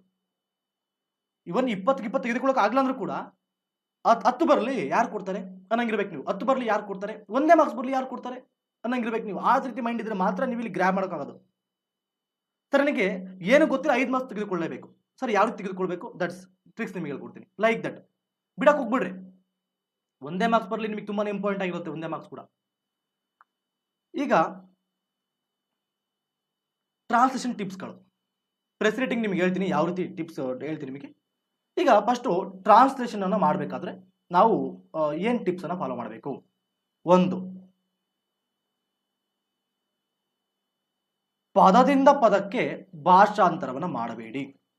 ಇದು ತುಂಬಾ ಇದರಲ್ಲಿ ಎಲ್ಲ ಕೂಡ ನಿಮಗೆ ಹೇಳಿರ್ತಾರೆ, ಯಾವುದೇ ಕಾರಣಕ್ಕೂ ಪದದಿಂದ ಪದಕ್ಕೆ ಭಾಷಾಂತರವನ್ನು ಮಾಡಬೇಡಿ. ಸರ್ ಏನು ಪದ ಅಂದ್ರೆ ಏನು ಪದದಿಂದ ಪದಕ್ಕೆ ಭಾಷಾಂತರ ಮಾಡಬಹುದು ನಿಮಗೆ ಗೊತ್ತಿರಲಿ. ಯಾವುದೇ ಕಾರಣಕ್ಕೂ ಈಗ ರಾಮ ಕಾಡಿಗೆ ಹೋದನು, ರಾಮ ಫಾರೆಸ್ಟ್ ವೆಂಟ್, ಯಾವುದೇ ಕಾರಣಕ್ಕೂ ಪದದಿಂದ ಪದಕ್ಕೆ ಭಾಷಾಂತರ ಮಾಡಿದ್ರೆ ತಪ್ಪಾಗುತ್ತೆ ಅಲ್ವಾ. ನಿಮಗೆ ಗ್ರಾಮರ್ ಮಿನಿಮಮ್ ಗ್ರಾಮರ್ ಗೊತ್ತಿರಬೇಕು. ನಾವು ಇಲ್ಲಿ ಮಾಡಿದ್ರೆ ಏನಾಗುತ್ತೆ, ಯಾವುದೇ ಕಾರಣಕ್ಕೂ ಪದದಿಂದ ಪದಕ್ಕೆ ಭಾಷಾಂತರ ಮಾಡಕ್ ಹೋದ್ರೆ ರಿವರ್ಸ್ ಆಗುತ್ತೆ. ಪಾಪ ಅವರು ತುಂಬಾ ನಿಮ್ಮ ವೊಕ್ಯಾಬ್ಯುಲರಿ ನಾಲೆಡ್ಜನ್ನ ಯೋಚನೆ ಮಾಡಿ, ತುಂಬಾ ವೊಕ್ಯಾಬ್ಯುಲರಿ ಇದೆಯಪ್ಪ. ಪ್ರತಿಯೊಂದು ಪದ ರಾಮ ಕಾಡಿಗೆ, ಫಾರೆಸ್ಟ್, ಓದನು, ವೆಂಟ್, ಬಂದನು, ಕೇಮ್, ಎಕ್ಸಾಕ್ಟ್ ಪದ ಡಿಟ್ಟಿರುತ್ತೆ. ಅದನ್ನೇನಾದ್ರೂ ಮೀನಿಂಗ್ ಏನಾದ್ರು ಪಾಪ ಎಕ್ಸಾಮ್ನಲ್ಲಿ ಏನಾದ್ರು ನೋಡಕ್ ಹೋಗ್ಬಿಟ್ರೆ ಒಂದು ಸತಿ ಶಾಕ್ ಆಗ್ಬಿಟ್ಟು ನನಗೆ ಇಂಗ್ಲೀಷ್ ಬರ್ತಾ ಇಲ್ಲೋ ಅಥವಾ ಇವ್ರಿಗೆ ಇಂಗ್ಲೀಷ್ ಗೊತ್ತಿರೋ ಅಂತ ಅವ್ರಿಗೆ ಯೋಚನೆ ಮಾಡಬೇಕಾಗತ್ತೆ. ಎಕ್ಸಾಕ್ಟ್ ಟ್ರಾನ್ಸ್ಲೇಷನ್ ಮಾಡಿರ್ತೀರ ಪದದಿಂದ ಪದಕ್ಕೆ. ರಾಮ ಕಾಡಿಗೆ, ಫಾರೆಸ್ಟ್, ವೆಂಟ್ ಕರೆಕ್ಟ್ ಆಗಿದೆಯಲ್ವ ಸರ್, ರಾಮ ಫಾರೆಸ್ಟ್ ವೆಂಟ್, ಮತ್ತೇನಿದೆ. ಹೌದೌದು 2 ವೀಕ್ಸ್ ಲೀವ್ ಹಾಕ್ಬಿಡ್ತಾರೆ. ಆಮೇಲೆ ಯಾಕೆ ಅವ್ರು ಮತ್ತೆ ಹೇಳ್ತಾರೆ, ಸರ್ ಕೊನೆಗೆ ಅವ್ರಿಗೆ ಒಂದು ಪೇಪರಿಗೆ ಇಷ್ಟು ಅಂತಿರುತ್ತೆ, ಒಂದು ಪೇಪರ್ ವ್ಯಾಲ್ಯೂಷನ್ ಮಾಡಿದ್ರೆ 500 ರೂಪಾಯಿ. ಅವ್ರು ನೆಕ್ಸ್ಟ್ ಆಫರ್, ಸರ್ ನಿಮಗೆ ಒಂದು ಪೇಪರ್ ವ್ಯಾಲ್ಯೂಷನ್ ಮಾಡಿದ್ರೆ 1000 ರೂಪಾಯಿ ಕೊಟ್ಟು ಕೂಡ ಬರೋಂಗಿಲ್ಲ. ಯಪ್ಪ ಯಾವುದೇ ಕಾರಣಕ್ಕೂ ಬೇಡ, ನಮಗೆ ಸಂಬಂಧ ಇಲ್ಲ, 1000 ರೂಪಾಯಿ ಬೇಡ, ಬೇಕಾದ್ರೆ ನಾನೇ ನಿಮಗೆ ಸಬ್ಸಿಡಿ ಕೊಡ್ತೀನಿ, ಬೇಕಾರೆ ಒಂದು ಪೇಪರಿಗೆ ನಾನೇ ಸಬ್ಸಿಡಿ ಕೊಡ್ತೀನಿ ನನ್ನ ಸಂಬಳದಿಂದ, ಪರವಾಗಿಲ್ಲ ನೀವೇ ಮಾಡ್ಬಿಡಿ ಅಂತ ಹೇಳ್ಬಿಡ್ತಾರೆ. ಆ ರೀತಿ ಆಗಕ್ಕೆ ಹೋಗ್ಬಾರ್ದು. ಅದಕ್ಕೆ ಯಾವುದೇ ಕಾರಣಕ್ಕೂ ಪದದಿಂದ ಪದವನ್ನ ಭಾಷಾಂತರ ಮಾಡಬೇಡಿ, ಇದನ್ನ ಹೇಳ್ತೀನಿ. ಸರ್ ಮತ್ತೆ ಯಾವ ರೀತಿ ಮಾಡಬೇಕು ಸರ್, ಒಂದು ವಾಕ್ಯ ಒಂದು ಪೂರ್ಣ ವಿರಾಮದಿಂದ ಇನ್ನೊಂದು ಪೂರ್ಣ ವಿರಾಮದವರೆಗೆ ಮಾಡಬೇಕು. ಸರ್ ಪೂರ್ಣ ವಿರಾಮ ಅಂದ್ರೆ ಏನು ಅದು ಕೂಡ ಗೊತ್ತಿಲ್ಲ, ನಾನು ಏನು ಮಾಡೋಕ್ಕಾಗಲ್ಲ. ಅದು ನಿಮಗೆ ಹೇಳ್ಕೊಡ್ತೀನಿ, ಡೋಂಟ್ ವೆರಿ, ಮಾಡುವಾಗ ಪ್ರಾಕ್ಟಿಕಲ್ ಹೇಳ್ಕೊಡ್ತೀನಿ. ಇಷ್ಟು ಮಿನಿಮಮ್ ನಾಲೆಡ್ಜ್. ಒಂದು ಪೂರ್ಣ ವಿರಾಮದಿಂದ ಇನ್ನೊಂದು ಪೂರ್ಣ ವಿರಾಮದವರೆಗೆ ಮಾಡಬೇಕು. ಒಂದು ವಾಕ್ಯ ಅನ್ಕೊಂಡ್ಬಿಟ್ರಿ, ಒಂದು ವಾಕ್ಯವನ್ನ ಭಾಷಾಂತರವನ್ನು ಮಾಡಬೇಕಾಗುತ್ತೆ. ಒಂದು ವಾಕ್ಯವನ್ನು ಮಾಡುವಾಗ ಕೈಂಡ್ಲಿ ಮೇಕ್ ಮೀನಿಂಗ್ಫುಲ್ ಸೆಂಟೆನ್ಸ್. ಒಂದು ಮೀನಿಂಗ್ಫುಲ್ ಸೆಂಟೆನ್ಸ್ ಇರಲಿ, ಆ ಒಂದು ಸೆಂಟೆನ್ಸು ಕಂಪ್ಲೀಟ್ ಆಗಿ ಮೀನಿಂಗ್ಫುಲ್ ಆಗಿರಲಿ. ಸುಮ್ಮನೆ ಯಾವ ರೀತಿ ಬೇಕೋ ಆ ರೀತಿ ಮಾಡಿದ್ರೆ ಬರೋಂಗಿಲ್ಲ. ಮತ್ತೆ ತುಂಬಾ ಜನ ಇನ್ನೊಂದು ಕೆಲವರು ಹೇಳ್ತಾರೆ, ನಿಮ್ಮ ಸೀನಿಯರ್ಸ್ ಆಗಿರ್ಬೋದು, ಕೆಲವರು ಹೇಳ್ತಾರೆ, ಏನ್ ಮಾಡ್ತಾರೆ ಅಂದ್ರೆ, ನೋಡಿ ಆ ಒಂದು ಕೊಟ್ಟಿರ್ತಾರಲ್ಲ ಪ್ಯಾಸೇಜ್ ಅನ್ನ ಓದ್ಕೊಳ್ಳಿ, ಅದನ್ನ ಮನಸ್ಸಲ್ಲಿ ಮನನ ಮಾಡ್ಕೊಳ್ಳಿ, ಅದರ ಮೀನಿಂಗ್ ಏನು ಅಂತೇಳಿ ನೀವು ಭಾಷಾಂತರವನ್ನು ಮಾಡಿಬಿಟ್ಟು ಬರೆದು ಬಂದ್ಬಿಡ್ರಿ ಸಾಕು, ಸಾರಾಂಶದ ರೀತಿಯಲ್ಲಿ. ಅದನ್ನ ಸಾರಾಂಶ ಅಂತಾರೆ, ಭಾಷಾಂತರ ಅನ್ನೋದಿಲ್ಲ. ಸಾರಾಂಶ ಅಂತಾರೆ, ಇದನ್ನ ಭಾಷಾಂತರ ಅನ್ನೋದಿಲ್ಲ. ಅದನ್ನ ನಿಮಗೆ ಹೇಳ್ತೀನಿ. ನಿಮಗೆ ಈ ಒಂದು ಎಂಟೈರ್ ಪ್ಯಾಸೇಜ್ನ ಸಾರಾಂಶವನ್ನ ಭಾಷಾಂತರ ಮಾಡಬೇಕಾದ್ರೆ ಇದು ಫೈನಲ್ ಆಪ್ಷನ್. ನಿಮಗೆ ನನಗೇನು ಗೊತ್ತೇ ಇಲ್ಲ ಅನ್ನೋ ಸಂದರ್ಭದಲ್ಲಿ ಮಾತ್ರ ಇದನ್ನ ಫಾಲೋ ಮಾಡಬೇಕಾಗತ್ತೆ. ನನಗೇನು ಇದಕ್ಕೆ ಸಂಬಂಧಪಟ್ಟಂತೆ ಗೊತ್ತೇ ಇಲ್ಲ ಅಂದ್ರೆ ಮಾತ್ರ ಇದನ್ನ ಫಾಲೋ ಮಾಡಿ. ಆದರೆ ಫಸ್ಟ್ ಚಾಯ್ಸ್ ಇದನ್ನಿಟ್ರೆ ಮಾರ್ಕ್ಸ್ ಕಳೆದುಕೊಳ್ತೀರಾ. ಯಾವತ್ತು ಮಾರ್ಕ್ಸ್ ಅನ್ನ ಗೇನ್ ಮಾಡೋದು ಯಾವ ರೀತಿ ನೋಡಬೇಕು. ನಿಮ್ಮ ನಾಲೆಡ್ಜ್ ಎಷ್ಟಿದೆ, ನೀವು ಯಾವ ರೀತಿ ಮಾರ್ಕ್ಸ್ ಅನ್ನ ಗೇನ್ ಮಾಡಬೇಕು. ನಿಮ್ಮ ನಾಲೆಡ್ಜ್ ಸ್ವಲ್ಪ ಕಡಿಮೆ ಇದೆ, ಅದಕ್ಕೆ ತಕ್ಕಂತೆ ನೀವು ಮಾರ್ಕ್ಸ್ ಅನ್ನು ಗೇನ್ ಮಾಡಬೇಕು. ಯಾವ ರೀತಿ ಗೇನ್ ಮಾಡಬೇಕು, ಬಿಡಬಾರ್ದು. ಒಟ್ಟು ಮಾರ್ಕ್ಸ್ ಮಾರ್ಕ್ಸ್ ಮಾರ್ಕ್ಸ್ ಅನ್ಬೇಕು ನೀವು. ಇದಕ್ಕೆ ಸಂಬಂಧಪಟ್ಟಂತೆ ಇದು ನಾಲೆಡ್ಜ್ ಎಲ್ಲ ನೀವು ಹೋಗ್ತಿರೋದು ಮಾರ್ಕ್ಸ್ಗೋಸ್ಕರ ಓದ್ತಾ ಇದ್ದೀರಾ. ಈಗ ಇದಕ್ಕೆ ಸಂಬಂಧಪಟ್ಟಂತೆ ಭಾಷಾಂತರ ಮಾಡಿದ್ರೆ ನಿಮ್ಗೆ ನಾಲೆಡ್ಜ್ ಸಿಗೋಲ್ಲ, ಮಾರ್ಕ್ಸ್ ಸಿಗುತ್ತೆ. ಆ ಮಾರ್ಕ್ಸ್ ನಿಮ್ಮನ್ನ PSI ಮಾಡುತ್ತೆ. ಅದು ಇಂಪಾರ್ಟೆಂಟ್. ಏನ್ ಹೇಳಿ, ನಂದು ಅವರೇ ಫ್ರೀ ಕ್ಲಾಸ್ ಇರುತ್ತಾ ಅಂತೇಳಿ. ಇವತ್ತು ನಂದು 8ರಿಂದ ನನಗೆ PSI ಬ್ಯಾಚ್ ಸ್ಟಾರ್ಟ್ ಆಗ್ತಾ ಇದೆ. ಅಲ್ಲಿ ನಾನು ನಿಮಗೆ ಪ್ರೆಸಿ ರೈಟಿಂಗ್ ಮತ್ತೆ ಟ್ರಾನ್ಸ್ಲೇಷನ್ ತೆಗೆದುಕೊಳ್ತಾ ಇದ್ದೀನಿ. ಅದಕ್ಕೆ ಸಂಬಂಧಪಟ್ಟ ಕೆಲವು ಟಿಪ್ಸ್ಗಳನ್ನ ಕೊಡ್ತಾ ಇದ್ದೀನಿ ಅಷ್ಟೇ. ಓಕೆ, ಇದು ಇಂಡೈರೆಕ್ಟ್ ಪ್ರಮೋಷನ್ ಅನ್ಕೊಂಡ್ಬಿಡ್ರಿ. ಸರ್ ನೀವು ಎಂತ ಇದಿರಲ್ಲ ಸರ್ ಪ್ರಮೋಷನ್ ಸರ್, ಇದು ಪ್ರಮೋಷನ್ ಅಂದ ತಕ್ಷಣ ಪಾಪ ಇನ್ನು ಕೆಲವು ಎಜುಕೇಟರ್ಸ್ ಪಾಪ ಸ್ಟಾರ್ಟೇ ಮಾಡೋಂಗಿಲ್ಲ ನೋಡ್ರಿ. ಇದು ಕೋರ್ಸು, ಇವರು ಟಾಪ್ ಎಜುಕೇಟರ್ಸು ಬಂದು ಜಾಯ್ನ್ ಆಗಿ ನಿಮಗೆ ಕಂಪ್ಲೀಟ್ ಕ್ಲಾಸ್ ಇರುತ್ತೆ, ಆಲ್ರೆಡಿ ಕ್ವಿಟ್ ಮಾಡ್ಕೊಂಡ್ಬಿಟ್ಟಿರ್ತೀರ ಅಲ್ವಾ. ಬ್ಯಾಚು ಸಬ್ಸ್ಟಿಟ್ಯೂಷನ್ ಕ್ಲಾಸ್ ಇರುತ್ತೆ, ರವಿ ಅವರೇ ಸಬ್ಸ್ಟಿಟ್ಯೂಷನ್ ಕ್ಲಾಸ್. ಅದು ನಂದು ನಿಮಗೆ 8ರಿಂದ 10 ಇರುತ್ತೆ. 8ರಿಂದ ಡೈಲಿ ನಿಮಗೆ 8ರಿಂದ 10 ಭಾಷಾಂತರ ಮತ್ತು ಪ್ರೆಸ್ ರೈಟಿಂಗ್ ಮಾಡ್ಕೊಡ್ತೀವಿ. ಓಕೆನಾ, ತುಂಬ ಕಡಿಮೆ ಇದೆ ರೀ. ಇಲ್ಲಾಂದ್ರೆ ಒಂದು 2 ತಿಂಗಳು ತೊಗೊಂಡ್ಬಿಡ್ರಿ ಸಬ್ಸ್ಕ್ರಿಪ್ಷನ್. 2 ತಿಂಗಳು ತೊಗೊಂಡು ಸರ್ ನಮಗೆ ನೀವೇನೋ ಹೇಳ್ತೀರಾ ಸರ್, 2 ತಿಂಗಳು ತೊಗೊಳ್ಳಿ, 3 ತಿಂಗಳು ತೊಗೊಳ್ಳಿ ಸರ್, ನೀವು ಮನಸ್ಸು ಮಾಡಿದ್ರೆ 1 ವರ್ಷನೂ ಬೇಕಾದ್ರೂ ಹೇಳ್ತೀರಾ ಸರ್ ಅಂತೇಳಿ. ಕೆಲವರಿಗೆ ಅಫೋರ್ಡೇಬಲ್ ಆಗೋದಿಲ್ಲ, ಕೆಲವರಿಗೆ ತುಂಬ ಬಡತನ ಇರುತ್ತೆ, ಅಫೋರ್ಡೇಬಲ್ ಆಗೋದಿಲ್ಲ. ಅಂಥವ್ರು ಏನು ಮಾಡಬೇಕು ಸರ್, ನಮ್ಮ ಕಡೆಯಿಂದ ನಿಮಗೆ ಏನಾದ್ರು ಹೆಲ್ಪ್ ಖಂಡಿತವಾಗಿ ಮಾಡ್ತೀನಿ. ಮತ್ತೆ ನಿಮಗೆ ಗೊತ್ತೇ ಇದೆ ನಮ್ಮದು ಐಡಿಯಾಸ್ ಫೋರಮ್ ಅಂತ ಟೆಲಿಗ್ರಾಮ್ ಗ್ರೂಪಲ್ಲಿ ನೀವು ಜಾಯ್ನ್ ಆಗ್ಬೋದು. ಅಲ್ಲಿ ನಿಮಗೆ ಕ್ವಿಜ್ಗಳನ್ನ ಮಾಡ್ತೀವಿ, ನಿಮಗೆ ಬೇರೆ ರೀತಿ ಪ್ರಿಪ್ರೇಷನ್ ಮಾಡಿಸ್ತೀವಿ, ಕಂಪ್ಲೀಟ್ ಆಗಿ ಬೇರೆ ರೀತಿ ಪ್ರಿಪ್ರೇಷನ್ ಮಾಡಿಸ್ತೀವಿ. ನಿಮಗೆ ಯೂಟ್ಯೂಬಲ್ಲಿ ಕೂಡ ಸಿಗ್ತವೆ, ನಿಮಗೆ ಹಲವಾರು ವಿಡಿಯೋಗಳು ಸಿಗ್ತವೆ. ಅಲ್ಲೂ ಕೂಡ ನೀವು ಹೆಲ್ಪ್ ತಗೋಬೋದು. ನಿಮಗೇನೋ ಡೌಟ್ ಇದ್ದು ಕೂಡ ಕೇಳ್ಬೋದು. ಇಲ್ಲ ಸರ್ ನಾನು ಫೈನಲ್ ಆಗಿ ಪ್ಲಸ್ಗೆ ಜಾಯ್ನ್ ಆಗಬೇಕು ಸರ್, ಏನಾದ್ರು ಹೆಲ್ಪ್ ಮಾಡಿದ್ರೆ. ಕೆಲವರು ಸರ್ ನಾನು ಲಾಸ್ಟ್ ಟೈಮು ಹೆಲ್ಪ್ ಮಾಡ್ತೀನಿ ಅಂತ ಕೇಳಿದಾಗ ಕೆಲವರು ಸರ್ ಫುಲ್ ಅಮೌಂಟ್ ಪೇ ಮಾಡಿಬಿಡಿ ಸರ್, ಫೋನ್ ಪೇ ನಂಬರ್ ಕೊಟ್ಟರು ಸರ್, ದಯವಿಟ್ಟು ಈ ನಂಬರಿಗೆ 6,000ಗಳನ್ನು ದಯವಿಟ್ಟು ಮಂಜೂರು ಮಾಡಿ. ತಪ್ಪಾಗತ್ತಲ್ವಾ. ನಾನು ನಿಮಗೆ ಇಲ್ಲ ಸರ್, ನಿಮಗೆ ಫೈನಲ್ ಆಗಿ ಒಂದು ಏನೋ ಒಂದು 1,000-2,000 ರೂಪಾಯಿ ಬಡತನ ಇದ್ರೆ ಮಾತ್ರ ಹೆಲ್ಪ್ ಮಾಡೋಣ ಅಂತ, ಓಕೆ ತೊಂದರೆ ಇಲ್ಲ. ಲಾಸ್ಟ್ ಟೈಮ್ ನನಗೆ ಕ್ಲಾಸಲ್ಲಿ ಹೇಳಿದ್ದೀನಿ, ಏನಾದರೂ ನಿಮಗೆ ಸಹಾಯ ಬೇಕಾದ್ರೆ ದಯವಿಟ್ಟು ಕೇಳಿ ಅಂತ ಹೇಳಿದಾಗ ನನಗೆ ಯಾರೋ ಒಬ್ಬ ಪುಣ್ಯಾತ್ಮ ಸರ್ ದಯವಿಟ್ಟು 6,300 ರೂಪಾಯಿಗಳನ್ನು ದಯವಿಟ್ಟು ಫೋನ್ ಪೇ ಮಾಡಿ ಕಳಿಸಿ ಅಂತ ನಂಬರ್ ಕಳಿಸ್ಬಿಡ್ತಾನೆ. ನನಗೆ ಏನು ಮಾಡಬೇಕು, ಫುಲ್ ನನಗೆ ಶಾಕ್ ಆಗ್ಬಿಡ್ತು ಫುಲ್. 6,300 ರೂಪಾಯಿ ಇದು ನಂಬರ್ ಇದು ಬೇಕಂತೆ, ಫೋನ್ ಪೇ ಬೇಕಂತೆ. ಅಲ್ಲ, ಬಡತನ ಇದ್ರೆ ಖಂಡಿತವಾಗಿ ಮಾಡ್ಕೊಡೋಣ. ಬಡತನ ಇದ್ರೆ ಎಜುಕೇಶನ್ ಅಂತದ್ದು ಏನ್ಲಿ ಓನ್ಲಿ ಶ್ರೀಮಂತರಿಗೆ ಮಾತ್ರ ಮೀಸಲಾಗಿದ್ದಲ್ಲ, ಎಲ್ಲರಿಗೂ ಸಿಗಬೇಕು. ಎಜುಕೇಶನ್ ಅಂತದ್ದು ಇದು ಮೂಲಭೂತ ಹಕ್ಕಾಗಿರುವಂಥದ್ದು. ಅಫೋರ್ಡಬಲ್ ಇದ್ರೆ ಕೇಳಕ್ಕೆ ಹೋಗ್ಬೇಡಿ. ಅಫೋರ್ಡಬಲ್ ಅಂದ್ರೆ ಮಕ್ಕಳಲ್ಲಿ ನಿಮಗೆ ಬೇರೆ ರೀತಿ ಏನಾದ್ರು ಯೋಚನೆ ಮಾಡೋಣ, ನನ್ನನ್ನು ಕಾಂಟ್ಯಾಕ್ಟ್ ಮಾಡಿ ನಿಮಗೆ ಬೇರೆ ರೀತಿಗೆ ಏನಾದ್ರು ಬೇಕಾದ್ರೆ ವ್ಯವಸ್ಥೆ ಮಾಡೋಣ. ಅಫೋರ್ಡಬಲ್ ಇಲ್ಲ ಅಂದ್ರೆ ಪಕ್ಷದಲ್ಲಿ ಅಫೋರ್ಡಬಲ್ ಇದ್ರೆ ಯೋಚನೆ ಮಾಡಕ್ಕೆ ಹೋಗ್ಬೇಡಿ, ಜಾಯ್ನ್ ಆಗ್ಬಿಡ್ರಿ ಕಂಪ್ಲೀಟ್ ಆಗಿ. ಬಿಕಾಸ್ ನಾವಿದ್ದೀವಿ ನಿಮ್ಮ ಜೊತೆಗೆ. ಅನ್ನ ಕಡೆ ಪ್ಲಸ್ ಅಲ್ಲಿ ಅದೊಂದು ಕುಟುಂಬ, ಅಲ್ಲಿ ನಾವು ಫುಲ್ ಕಂಪ್ಲೀಟ್ ಗೈಡೆನ್ಸ್ ಮಾಡ್ತೀವಿ. ಡೋಂಟ್ ವರಿ ಸರ್, ಅನ್ನ ಕಡೆ ಪ್ಲಸ್ ಮಾತ್ರ ಕುಟುಂಬನ ನಿಮಗೆ, ನಾವೆಲ್ಲ ಕುಟುಂಬ ಅಲ್ವಾ, ಎಲ್ಲರೂ ಕೂಡ ಕುಟುಂಬನೇ, ಕನ್ನಡಿಗರೆಲ್ಲರೂ ಕೂಡ ಒಂದು ಕುಟುಂಬನೇ. ಡೋಂಟ್ ವರಿ, ನಾವು ನಿಮಗೆ ಹೆಲ್ಪ್ ಮಾಡ್ತೀವಿ. ನನಗೆ ಕಾಂಟ್ಯಾಕ್ಟ್ ಮಾಡಿ, ಇಲ್ಲಿ ಟೆಲಿಗ್ರಾಮ್ ಗ್ರೂಪ್ ಕೊಟ್ಟು ನೋಡಿ, ಅಲ್ಲಿ ಕಾಂಟ್ಯಾಕ್ಟ್ ಮಾಡಿ. ನಾನು ನಿಮಗೆ ಬೇರೆ ರೀತಿ ಬೇಕಾದ್ರೆ ಎಲ್ಲಿ ಬೇಕಾದ್ರೂ ಕೂಡ ನಾನು ಮಾಡಬಲ್ಲೆ. ನಿಮಗೆ ಸರ್ ನೋಟ್ಸ್ ಕೊಡಿ ಸರ್, ಖಂಡಿತವಾಗಿ ಕೊಡಬಲ್ಲೆ ಸರ್. ಪರ್ಸನಲ್ ಗೈಡೆನ್ಸ್ ಮಾಡಿ ಖಂಡಿತವಾಗಿ ಮಾಡಬಲ್ಲೆ, ಟೈಮ್ ಇದ್ರೆ ಮಾತ್ರ. ದಯವಿಟ್ಟು ಮತ್ತೆ ಕೆಲವರು ಆರ್ಡರ್ ಮಾಡಕ್ಕೆ ಹೋಗ್ಬಿಡ್ರಿ. ಕೆಲವರು ಏನು ಮಾಡ್ತಾರೆ, ನಮ್ಮನ್ನು ನೀವೇ ಬಾಡಿಗೆ ಕೊಟ್ಬಿಟ್ಟು ಹೈರ್ ಮಾಡಿ ಮೆಸೇಜ್ ರಿಪ್ಲೈ ಮಾಡಲಿಲ್ಲ ಅಂದ್ರೆ ಮುಗಿದೋಯ್ತು ಕತೆ. ಮೆಸೇಜ್ ರಿಪ್ಲೈ ಮಾಡಲಿಲ್ಲ ಅಂದ್ರೆ ಸಾರ್ ನೀವು ಸರಿ ಇಲ್ಲ, ಅದು ಇದು ಅಂತೇಳಿ ಮೆಸೇಜ್ ಮಾಡ್ತಾ ಇರ್ತೀರ. ಓಕೆ, ಎಲ್ಲಿಗೆ ಹೋಯ್ತು ನೋಡ್ರಿ ಕ್ಲಾಸ್. ಒಂದು ಎಂಟೈರ್ ಪ್ಯಾಸೇಜ್ನ ಸಾರಾಂಶವನ್ನು ಭಾಷಾಂತರ ಮಾಡಲು ಹೋಗ್ಬೇಡ್ರಿ. ಹೋಗ್ಬೇಡ್ರಿ. ಹೌದೌದು, ಸ್ವಲ್ಪ ಔಟ್ ಆಫ್ ಟಾಪಿಕ್ ಆಗ್ಬಿಡ್ತು. ಹೌದು ಅಂಚನ್ ಅವರೇ, ಏನಂದ್ರೆ ಸ್ವಲ್ಪ ಅದು ಪಾಠ ಮಾಡ್ಕೊಂಡು ಹೋಗ್ತಾ ಅದು ಹೋಗ್ಬಿಡುತ್ತೆ ಥರ. ತೊಂದರೆ ಇಲ್ಲ, ಮತ್ತೆ ವಾಪಸ್ ಬರೋಣ ಟಾಪಿಕ್ಗೆ. ಬೇಜಾರಾಗಿದೆ ಎಲ್ಲರಿಗೂ? ಟಾಪಿಕ್ಗೆ ಬಂದ್ಬಿಡೋಣ ವಾಪಸ್ಸು.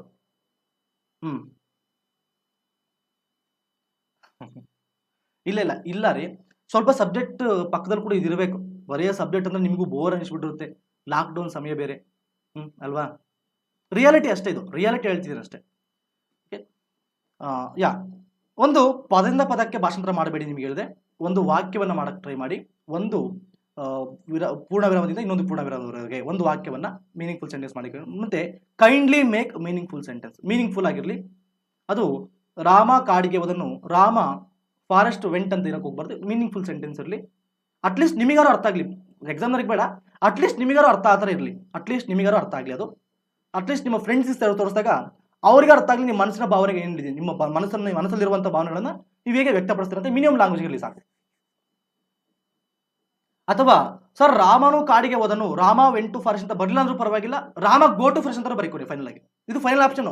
ಐ ಆಮ್ ನಾಟ್ ಟೆಲಿಂಗ್ ಇದು ಫಸ್ಟ್ ಆಪ್ಷನ್ ಅಂತ ಹೇಳ್ತಿಲ್ಲ. ರಾಮ ಕಾಡಿಗೆ ಹೋದನು, Rama went to forest. Sir ನನಗೆ ವೆಂಟ್ ಗೊತ್ತಾಗ್ತಿಲ್ಲ ಅಂದ್ರೆ ಏನ್ ಮಾಡಬೇಕು ಅಂತಂದ್ರೆ don't worry, Rama go to forest ಅಂತ ಬರೀತು, ತೊಂದರೆ ಇಲ್ಲ. ಕೊನೆಗೆ ಫೈನಲ್ ಆಗಿ ನಿಮ್ಗೆ ಅದು ಗೊತ್ತಾಗಿಲ್ಲ ಅಂತ ಪಕ್ಷದಲ್ಲಿ, ರಾಮ ವೆಂಟ್ ಟು ಫಾರೆಸ್ಟ್ ಗೊತ್ತಾಗಿಲ್ಲ ಅಂತ ಪಕ್ಷದಲ್ಲಿ ಡೋಂಟ್ ವರಿ, ನಿಮಗೇನು ಗೊತ್ತು, Rama going to forest, Rama go to forest. Final ಅದರ ನಿಮ್ಗೆ ಆಪ್ಷನ್ ಇರಬೇಕು. ನಿಮ್ಗೆ ಮಾರ್ಕ್ಸ್ ಹೆಂಗಾರ ಮಾಡೋದು ಏನು ಮಾಡಿ ರೆಡಿ ಇರಬೇಕು ಅಂದ್ರೆ ಈ ರೀತಿ ಮಾಡಕ್ಕೆ ಟ್ರೈ ಮಾಡಬೇಕು. First Rama go to forest ಬರಕ್ಕೆ ಹೋಗ್ಬಿಡ್ರಿ, first Rama went to forest ಬರೀರಿ. ಅದು ಆಗಲಿಲ್ಲ ಅಂತ ಪಕ್ಷದಲ್ಲಿ ನಿಮ್ಗೇನು ಗೊತ್ತೇ ಆಗ್ತಿಲ್ಲ ಬಿಡಬೇಕು ಅಂತ ಪಕ್ಷದಲ್ಲಿ ಬಿಡಕ್ಕೆ ಹೋಗ್ಬಿಡ್ರಿ, ರಾಮ ಗೋ ಟು ಫಾರೆಸ್ಟ್ ಅಂತ ಬರೆದು ಬನ್ನಿ. ಓಕೆ, ಐಡಿಯಾಸ್ ಫಾರಮ್ ಕೊಟ್ಟಿದ್ದು ನೋಡ್ರಿ, ಗ್ರೂಪ್ ಲಿಂಕ್ ಕೊಟ್ಟಿದ್ದು ನೋಡ್ರಿ, ಗ್ರೂಪ್ ಲಿಂಕ್ ಇಲ್ಲಿದೆ ನೋಡ್ರಿ, ಮೇಲೆ ಪಿನ್ ಮಾಡಿದ್ದೀನಿ ನೋಡ್ರಿ. ಒಂದು ನಿಮಿಷ ನಿಮಗೆ ಫೈನಲ್ ಆಗಿ ಕೊಡ್ತೀನಿ, ಪಿನ್ ಮಾಡಿದ್ದೀನಿ ನೋಡ್ರಿ ಇಲ್ಲಿ. ಇದನ್ನ ಪಿನ್ ಆಗಿದೆ, ನಿಮಿಷ. ಪಿನ್ ಮಾಡಿದ್ದೀನಿ ನೋಡ್ರಿ, ಇಲ್ಲಿ ಪಿನ್ ಮಾಡಿದ್ದೀನಿ ನೋಡ್ರಿ.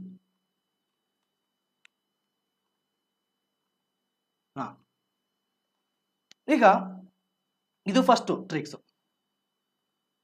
ಈಗ ಎರಡನೇದು ಏನಪ್ಪ ಅಂದ್ರೆ, ನಿಮಗೆ ಒಂದು ಪದದ ಅರ್ಥ ಗೊತ್ತಿಲ್ಲದಾಗ ಏನು ಮಾಡಬೇಕು. ತುಂಬಾ ಚೆನ್ನಾಗಿ ಗೊತ್ತಿದೆ, ತುಂಬಾ ಚೆನ್ನಾಗಿ ಪ್ರಿಪರೇಷನ್ ಮಾಡ್ಕೊಂಡಿದ್ದೀರಾ, ಆದ್ರೆ ಒಂದು ಪದದ ಅರ್ಥ ನಿಮಗೆ ಕೈ ಕೊಟ್ಬಿಡ್ತು, ಮುಗೀತು ಕತೆ, ಜೀವನನೇ ಹೋಯ್ತು, ಎಲ್ಲ ಮುಗಿದೇ ಹೋಯ್ತು, ನಿಮ್ಮ ಎಕ್ಸಾಮ್ ಆಡ್ತಿರ್ತೀರ, ಆ ಥರ ಆಡಕ್ಕೆ ಹೋಗ್ಬಿಡಿ, ಏನೂ ಆಗಿಲ್ಲ. ನಿಮಗೆ ಆ ಪದ ಕಷ್ಟ ಆಗಿದೆ ಅಂದ್ರೆ ಆಲ್ಮೋಸ್ಟ್ 50% ಆಫ್ ದಿ ಆಸ್ಪಿರೆಂಟ್ಸ್ಗೆ ಅದೇ ಥರ ಆಗಿರುತ್ತೆ. ನೀವು ಚೆನ್ನಾಗಿ ಪ್ರಿಪರೇಷನ್ ಮಾಡ್ಕೊಂಡಿದ್ದೀರಾ, ನಿಮ್ಗೆ ಒಬ್ಬರಿಗೆ ಟಫ್ ಆಗಿರೋಲ್ಲ, ಅದು ಎಲ್ಲರಿಗೂ ಆಲ್ಮೋಸ್ಟ್ ಟಫ್ ಆಗಿಬಿಡುತ್ತೆ.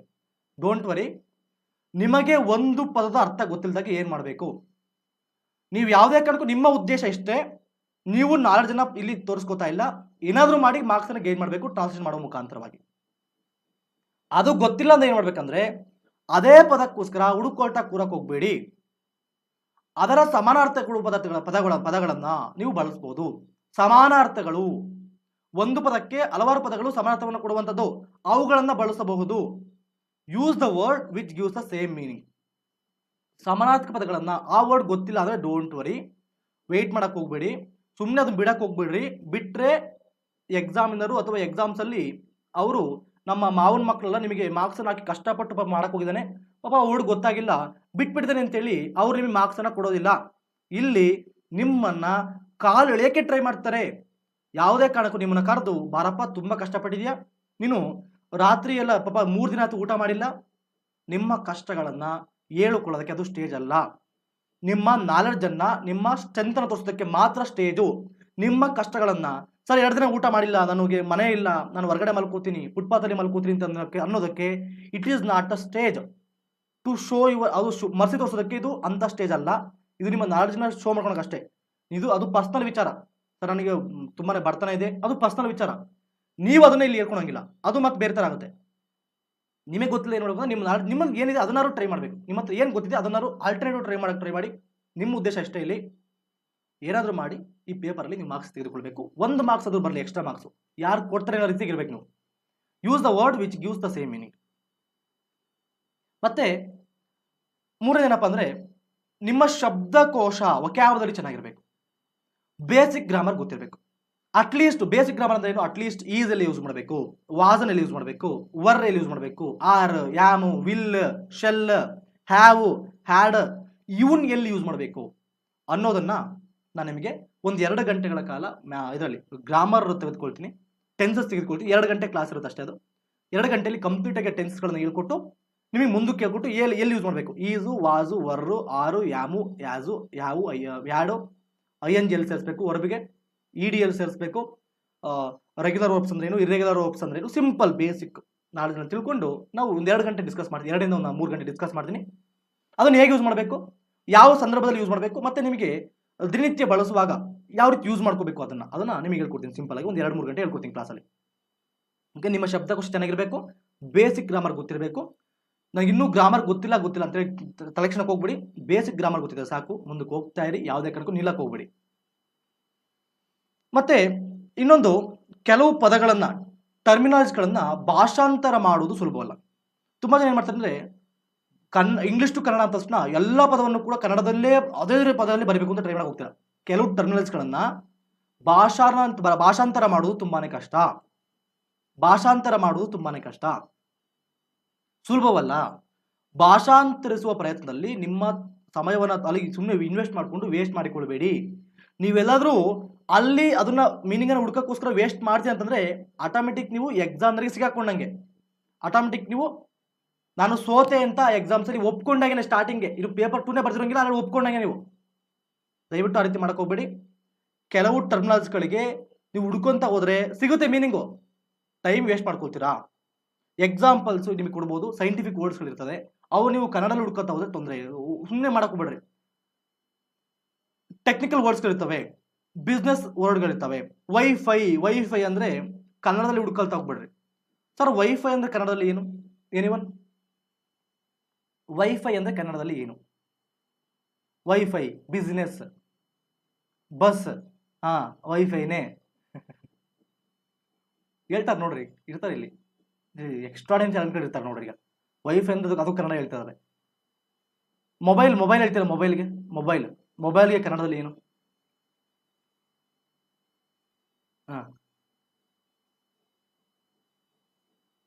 ಮೊಬೈಲ್ಗೆ ಕನ್ನಡದಲ್ಲಿ ಏನಂತೀವಿ? ನೋಡ್ರಿ ಬಂದ್ ನೋಡ್ರಿ, ಜಂಗಮವಾಣಿ ಅಂತೆಲ್ಲ ನೀವು ಬರೆಯಕ್ಕೆ ಹೋದ್ರೆ ಎಕ್ಸಾಮಿನರಿಗೆ ನಿಮ್ಮ ಕನ್ನಡ ಜ್ಞಾನ ಎಕ್ಸಸ್ ಆಗಿ ಅವ್ರ ಮತ್ತೆ ತಲೆ ತಿರುಗಿ ಬಿದ್ಬಿಡ್ತಾರೆ.